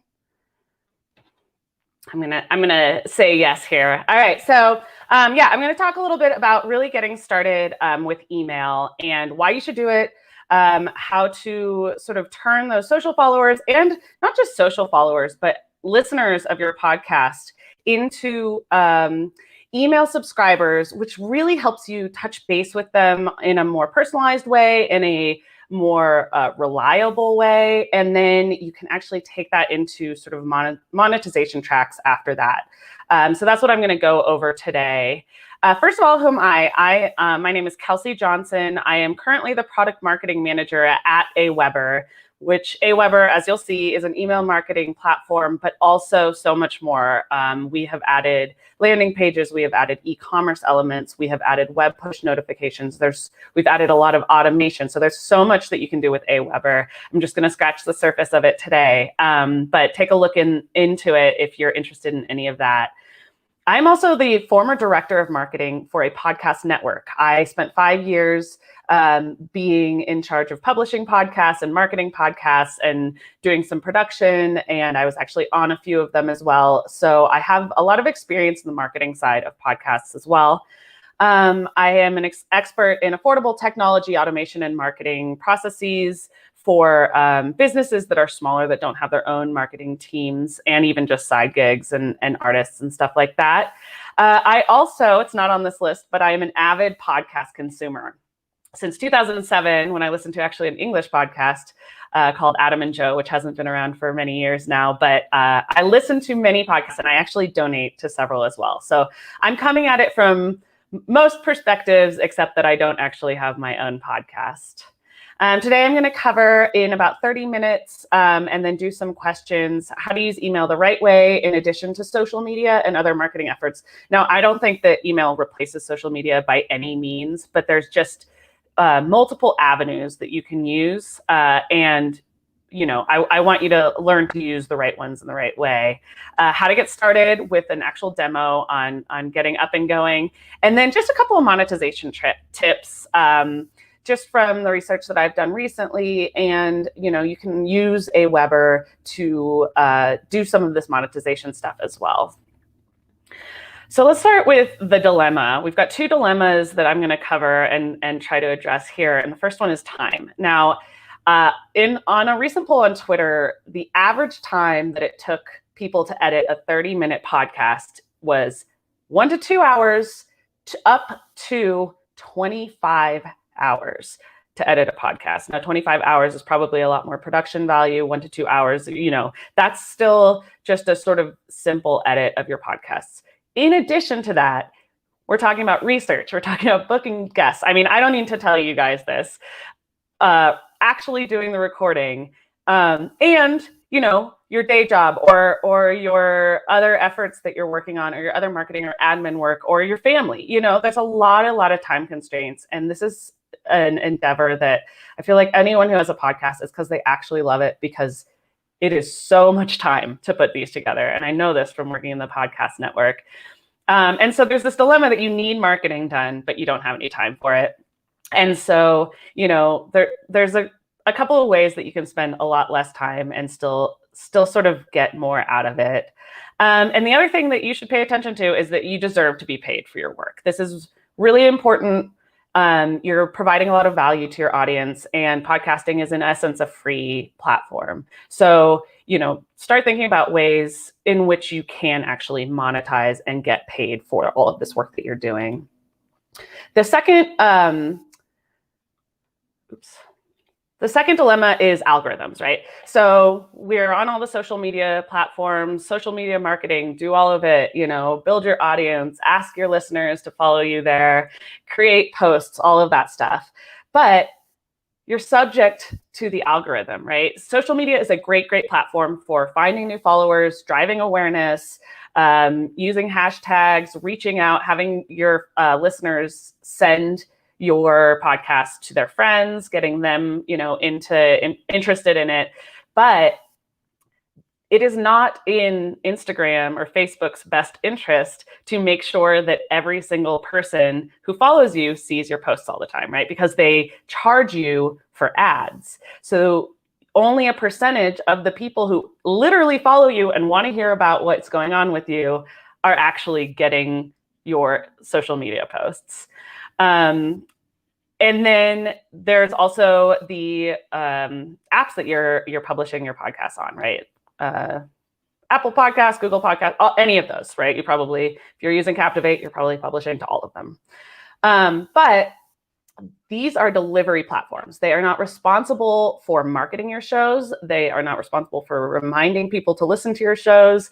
They don't really have any incentive to do any of that. So you have to keep that in mind with regard to the people who want to hear about your new episodes. They can subscribe, but I've got a small anecdote from the last time that I switched phones. I bought a new iPhone recently, and I actually use Overcast to listen to my podcasts. Now, Overcast does not make you sign in. It does not make you create an account, and I never even thought to. And so when I switched over from my old iPhone to my new iPhone, I lost every single one of my podcasts. Now I've obviously created an account, but I probably have some podcasts that I really liked, but since I listened to about 50 of them, I forgot about that one. I don't have it top of mind. There's no, Overcast, there's no incentive for me to actually, listen to that. And so this is something that really email can be the solution to. It can help you connect with your audience on a personal level, right? So you're not only reaching out to them like you are on the podcast, but they can respond to you and, ask you questions or say, hey, I really liked this, or I want to hear more about this.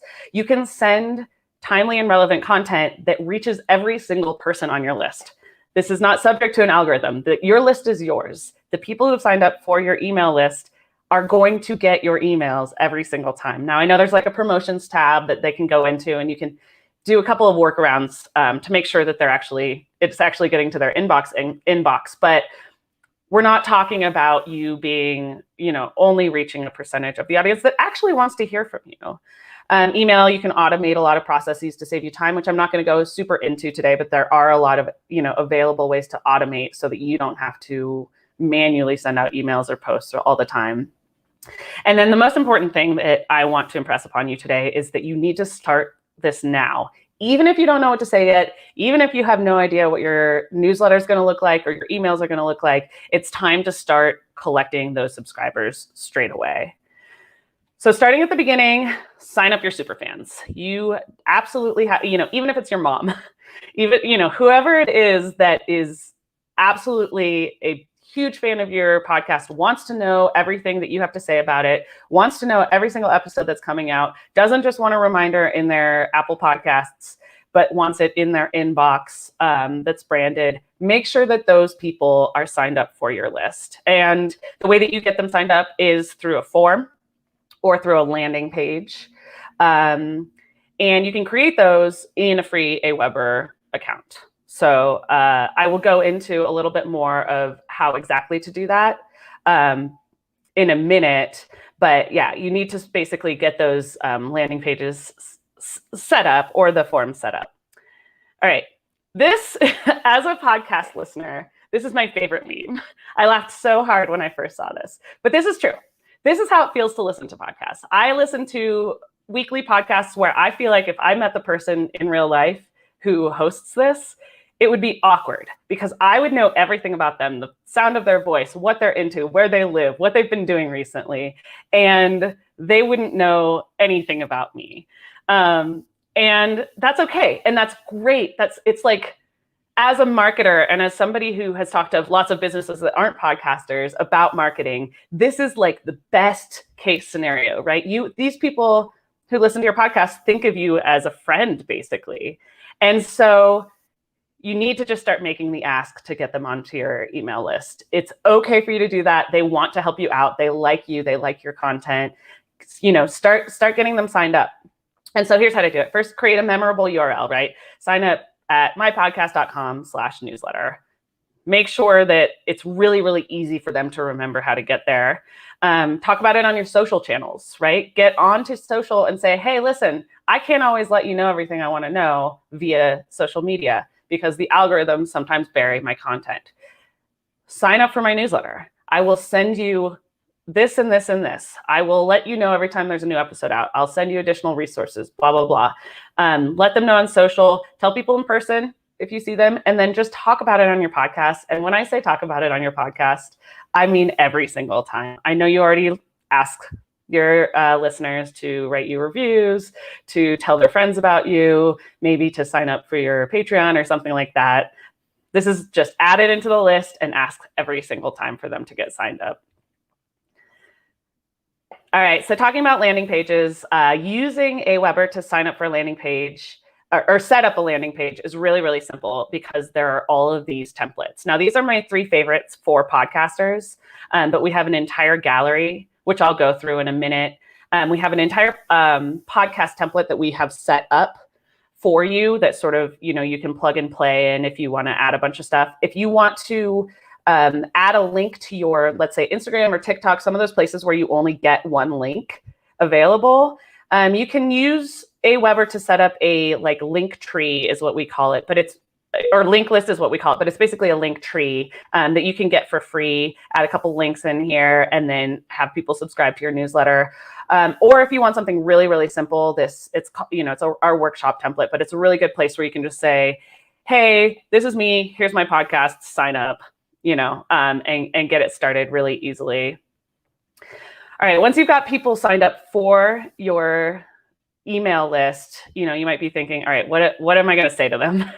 How much time is it going to take me every week? I had a newsletter before and I got overwhelmed. I think I remember signing up for a different email marketing platform. What do I say? I've already asked them so much. They already get so much email. What is it that I'm going to actually send in these emails to them? Just think about, what is it that your superpower is? What is it that you know about that they're going to want to know about? You don't have to make these huge, long emails to them. It can just be new episodes. It can be thoughts you're having. It can be, if you've got a comedy podcast or if you're a funny person, a joke I thought of, anything like that. And then the other thing that's really important is to ask what your listeners want more of. So in your newsletter itself or on your social channels or in your podcast, say, hey, what do you want to hear about in my newsletter? and they'll let you know, and that'll give you ideas. So that's a good way to not have to feel like you're taking it all on yourself. Getting started with Aweber is pretty simple. I put this actually together yesterday, this newsletter. It took me maybe 5 or 10 minutes, just, you know, a quick idea of what I would basically reach out to. We have a podcast through Aweber, you know, how I would reach out to people and just say, here's some additional resources on our most recent episode.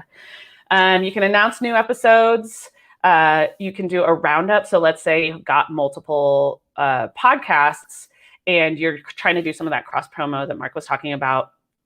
You could do a roundup of like, here's all the most recent episodes that I've put out, not just on the podcast that you listen to, but on my entire network, or, you know, through the several different podcasts that I have.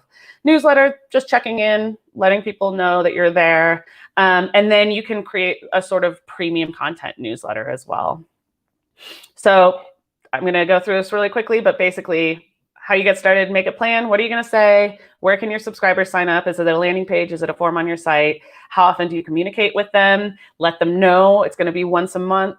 If you only have time for once a month, only do it once a month, but let people know that that's what you're going to be doing. And then what can you do automatically? Setting up those automated processes.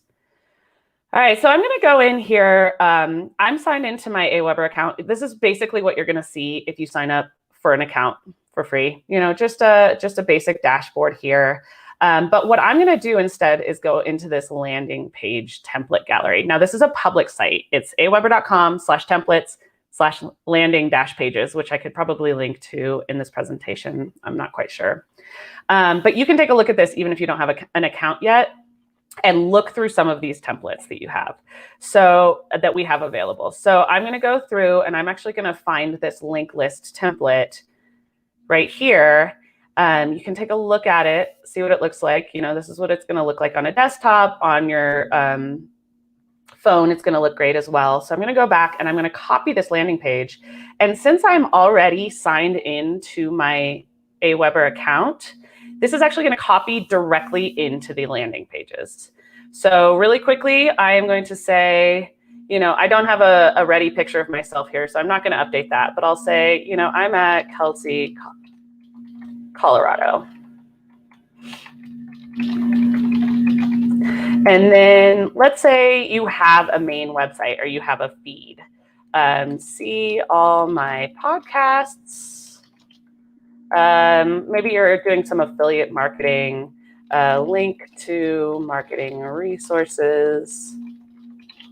And then check me out on Instagram. And then this, obviously I didn't do this, but this is just a button over here in the URL. I can say instagram.com/Kelsey, Colorado, or whatever. And then I'm going to delete this last one because I don't have the last link. So this is just my link tree, really simple. I can upload my image here, or any image, you know, your logo or something like that. And then this newsletter subscription is just going to work. Right? So if you publish this, it will just work. It will just start people who sign up. It will add them to your list in Aweber. If you want to, click on this form and click submission over here on the right, and you can add tags to the people who sign up. So you can say link tree if you maybe want to track where it is that you're signing up for your newsletter. But this is really, really simple stuff. You can add in your social accounts down here as well. And this is basically ready. I'm going to give this a title, actually. Kelsey's Podcast Resources is the title of the page. All right, so what I'm going to do is save and exit, and then I'm going to publish this. Now this, it doesn't have a pretty URL. You can actually buy a domain on Aweber now if you'd like and set it up on your domain, or you can connect your domain if you have a main website. You can connect it to Aweber so that it doesn't have this big messy URL. It can be like yourpodcast.com/newsletter or /link list. But I'm going to copy this and open up a new tab here and paste it. And there we go. I literally, in a couple of minutes, not even a couple minutes. That was like 1 minute. I now have a fully functioning page that I can put onto my Instagram that will allow people to maybe link to my website, link to marketing resources that I have. Maybe that's another landing page I set up. Check me out on Instagram, and they can subscribe to my newsletter, right? Kelsey Johnson, example at aweber.com. I'm not sure if that's going to go through. That one won't go through because Aweber knows I'm trying to be smart there. But basically, this already exists. So there's no excuse for you to not start signing people up right now. At least get it put onto your social platforms. But you can also, you know, you can either add a domain here, or you can go to like bit.ly and get like bit.ly/ you know, Kelsey sign up. And then you can talk about that on your podcast itself. So, all right, so we got a way to get people signed up for my podcast, or for my, for my email list. So now I'm going to go back to Aweber, and I've got my landing pages here. It's live. There's my beautiful Kelsey's podcast resources link that I can add to my social media or talk about on the podcast. But once I get some people signed up for my actual newsletter, I want to start sending something out. So that example that I showed you earlier, I'll show you how I put that together. By going into messages and then drafts, you can actually click create a message here, drag and drop email builder. There's a couple of other options here, but generally I would say the drag and drop email builder is going to be your best bet for that. That's what I did in order to create this one. So I would maybe put in my subject line, resources from my latest episode. All right, so I've got an image here that I added in. Just kind of makes it pretty right up here at the top. This could be your logo. This could be a picture of you. This could be a link to, you know, whatever it is that you want to show off.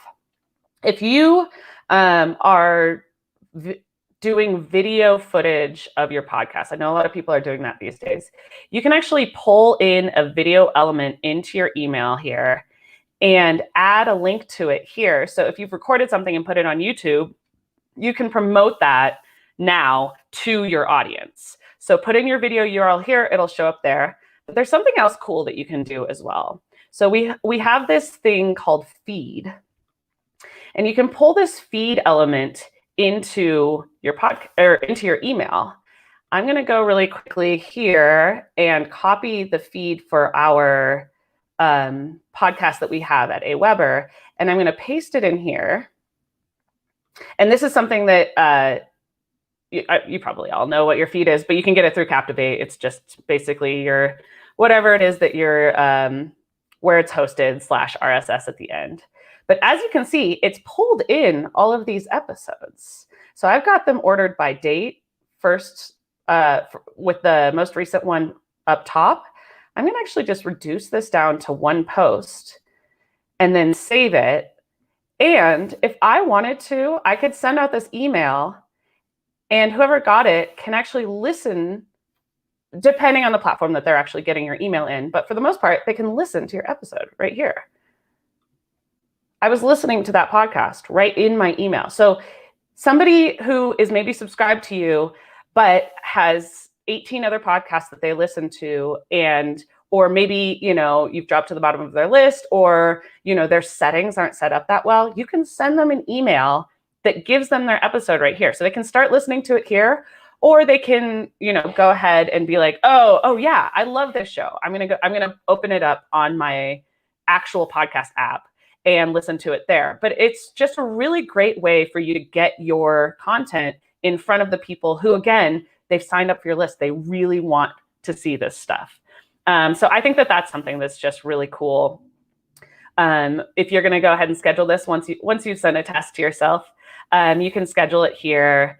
You can schedule it out. You can set it immediately or at some point in the future. But basically, that's something that you can put together really, really easily. And it's very, very easy for you to sort of get in front of everybody that way.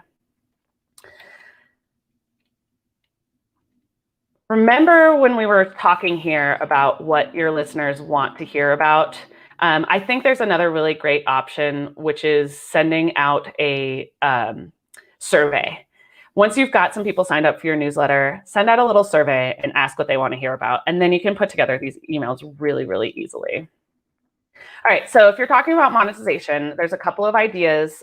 This came from some research that I've done into ways to monetize your podcast. This is not from personal experience, but just, a lot of the ways that people are monetizing their podcast in general. So just some things to think about, some places to get started, actually actionable places where you can get started monetizing your podcast. So create a course, set up something that you're an expert in, even if it's creating a podcast, put together a course, videotape it, and you can put this behind a paywall. You can do that in Aweber, or you can do it through, different platforms as well. But that's a cool idea there. A little bit more work heavy on that one. Find sponsors. Podcasting is such a cool niche thing that you can do. So you can find bigger sponsors, but you could also just sell some sponsorships that are a little bit smaller if you've got a smaller audience, but that are very, very niche, and they can be really effective. Do digital events. Now, I've done digital events in the past. They are a lot of work. Keep that in mind, but it's something that can be effective if you're looking to monetize. Create membership or subscriptions, right? So somebody is paying you maybe just a little bit, maybe just like $5 a month, $10 a month, but they are, you're offering them up bonus content, or maybe something in addition to, what it is that you already provide for free. Just a little bit extra. It's not going to be like a super incentive. What they really are looking to do is to help you out. But it's a cool thing that you can set up, and you can set it up actually for free in Aweber. Become an affiliate if you're already talking about products. Let people know about the products. Get an affiliate link, and obviously don't sell out. But if you're already interested in something and you want to tell everybody about it, you can obviously get paid for that. And then just set up a basic donation button. Hey, help me out. I spend a lot of time and effort on this, and if you've got a little bit of extra this month, shoot me a couple bucks. It's something that I know everybody hates talking about and everybody hates asking for, but it's really the way to get them is by asking for them. All right, so you can set up a sales page in Aweber. And so for this example, I'm going to talk about the memberships. So this is a sort of like Patreon style template from our template gallery that we were looking at before. But this is something that's really cool, and you can set it up to actually pay you through the platform itself. Now, in order to get this set up, you will have to connect to Stripe if you have Stripe, or set up Stripe. Now, I've set this up. It takes, I would say, 5 minutes is about what it took me to set up Stripe. If you already have a Stripe account, then you can connect it in just minutes. But what you can do is not just set up links to pay you through Stripe on your Aweber page, but you can also create new products in Aweber itself. So you're not doing a lot of this back and forth stuff. Once you have this integration set up, you basically have the platforms connected. And if you decide that you want to create a new subscription that's only $5 a month, or you want to create a subscription that's $50 a month, you can set that up in Aweber, and you don't have to go to another platform. You don't have to go to something like PayPal and create all of that in PayPal itself, and then find the button and then bring it over. You can actually do that, with an Aweber page if you'd like, but you certainly don't have to.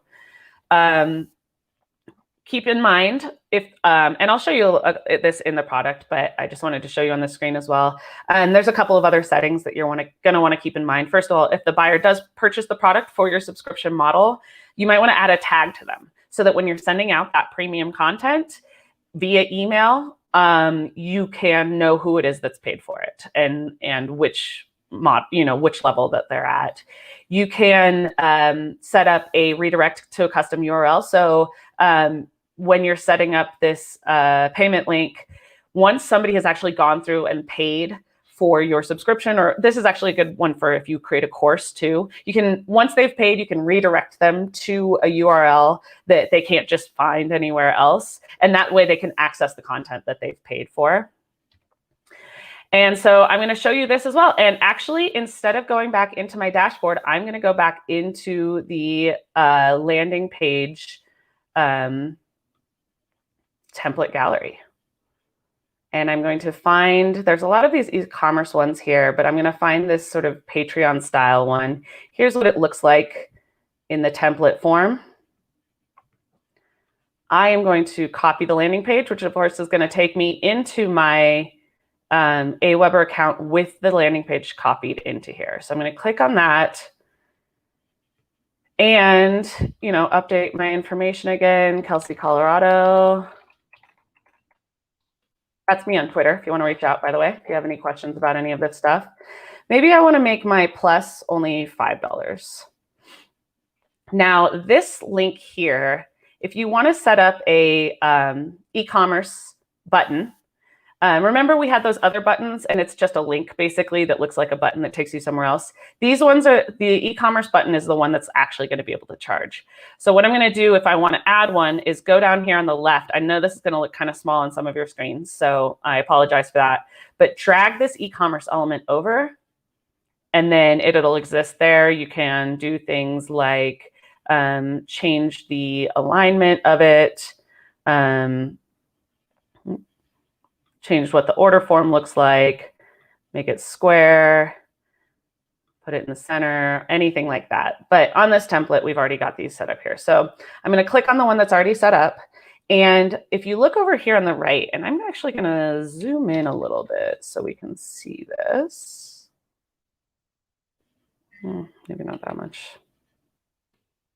If you look over here on the right, you can see that I can select a product. So if you already have Stripe set up with a bunch of products, then you can select it there. But I maybe want to create a new product. So I'm already integrated with Stripe and I can just create a new product right here. So what I'm going to call this is plus subscription.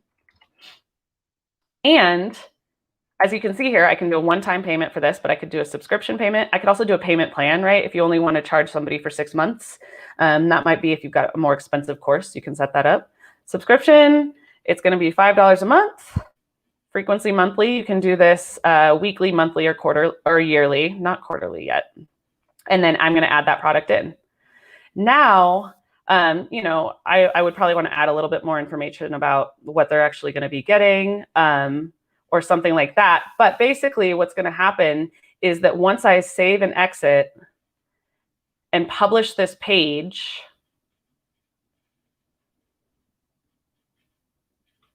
there we go. Let's look at my new page. I have a sales page. I accidentally got rid of that little graphic here. But somebody can literally, at this page that I just created again in minutes, sign up for a subscription. So this is the kind of thing, all available on the free platform as well, the kind of thing that you can get set up literally today and start charging today. You could charge for subscriptions this way. You could charge for donations this way. You could charge for sponsorships this way. Let's say you set up your sponsorship to charge a certain amount over 3 months or over 6 months or over, you have a weekly podcast and you do it for 4 weeks. That's the kind of thing that you can set up here as well. So, my point being there's really no excuse for you here. I got a little bit of homework if you want to get started. First of all, create an Aweber account, or if you already have one, map out your marketing goals, create a landing page to sign people up for your list, create a welcome message, which we didn't go over today, but that's something that's a little bit important as well. Feel free to reach out to me or search on our site for how to do that. And then share your landing page with your audience. So that's kind of the main thing to get started with that. You can start sending emails too if you know what you want to send, but if not, don't worry about it. Start getting that list collected as soon as possible. In terms of monetization, what's the best tactic for your audience? Create a sales page and just try something. Get started today, trying things out and see what it is that resonates with your audience, see what it is that makes money for your business, and really get out there and get going, because it's not just me that thinks this. You really, really work so hard on these, and you deserve to make at least a little bit of money from it, if not enough to quit your day job. If that's where you're at. I have left a little bit of time at the end here per Mark in order to answer some questions. I think I'm going to maybe stop sharing.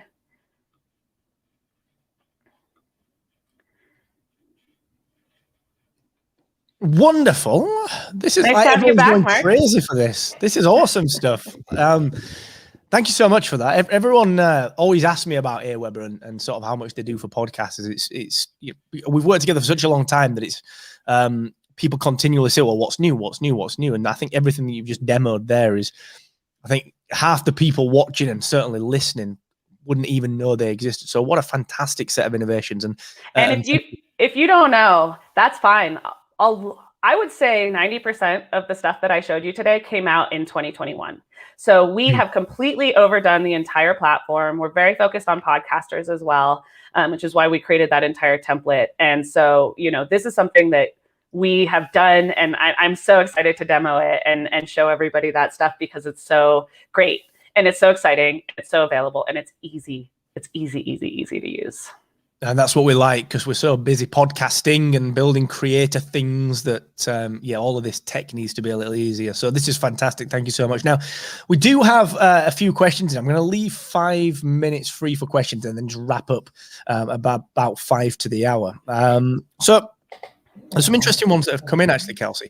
One from Michael Rodriguez, who's a fairly new podcaster over the last 6 months. And Michael asks, as a brand new podcaster, how do I build an effective email marketing campaign with a small amount of listeners and contacts? And I asked that on behalf of Michael because I know that, we're always told to start now. And, when we're starting now, we start almost from nothing, don't we? So like, how do we do that? How do we build something from nothing when it comes to an email list? Well, I would say, first of all, as creatives, start trying to put together an email that you think that you would really want to read, and send that out to your audience as you have it. Let's say you only have, you're so early. You only have like 20 people on your list.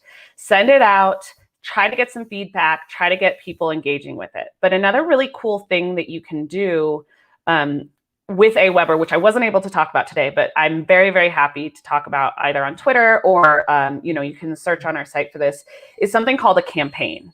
And so instead of just sending out one email to the people on your list one time, you can set up an email series or just one email that goes out to everybody new who signs up for your list. So if you create the email, somebody new signs up for your list, you already wrote this email maybe like a month ago, whenever it is that they sign up, they get it as soon as they sign up for your list. So what you can say is, when somebody new signs up for your list, like, hey, it's so great to have you here. This is our first episode. I recommend you listening to this first. This is our most popular episode. If you want to hear the best of what we've got, here it is. This is our social platforms. Reach out to us for this content. And you only have to write the email once, but it'll go out automatically to everybody who signs up going forward. So even though you only have that small list initially, as you grow it, you don't have to keep creating new emails in order to reach out to everybody. I love that. That's actually what I do, Kelsey. I've been doing that as well for a while, and it really does work. It took me a while to figure that out, because I was like, what should I send to people? Should do you say hello to them? And I will say Aweber's got, I know I work here, but the best support team. So as you're getting started, if a little bit intimidated by stuff, feel free to reach out to them. They're on live chat, via email, and by phone too. They are fantastic. As I said, I'm you talked about the affiliate relationships earlier, and I'm really kind of keen on only working with people that I use, and that's why we've been with Aweber for so long as a partner, because that is such a big deal. And for you podcasting out there, Aweber is just present at every podcast event as well. We're talking Podfest, we're talking Podcast Movement.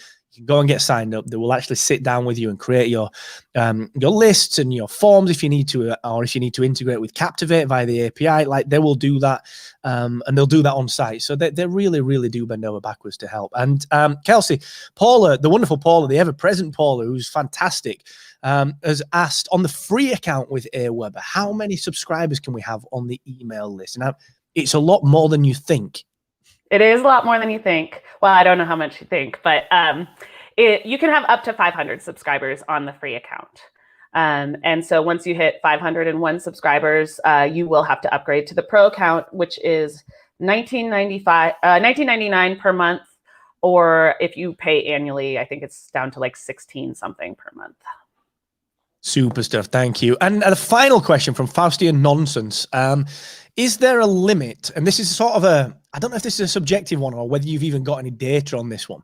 I just genuinely don't know if it's ever been looked into, but is there a limit on generally how many emails people will be happy with in their inbox before they decide to unsubscribe? And I suppose the more broad way of asking that is like, are there any best practices to stop people unsubscribing? Like, what is too much? Yeah, it really does depend. I would say don't focus as much on how many emails you're sending, but focus on providing valuable content each time.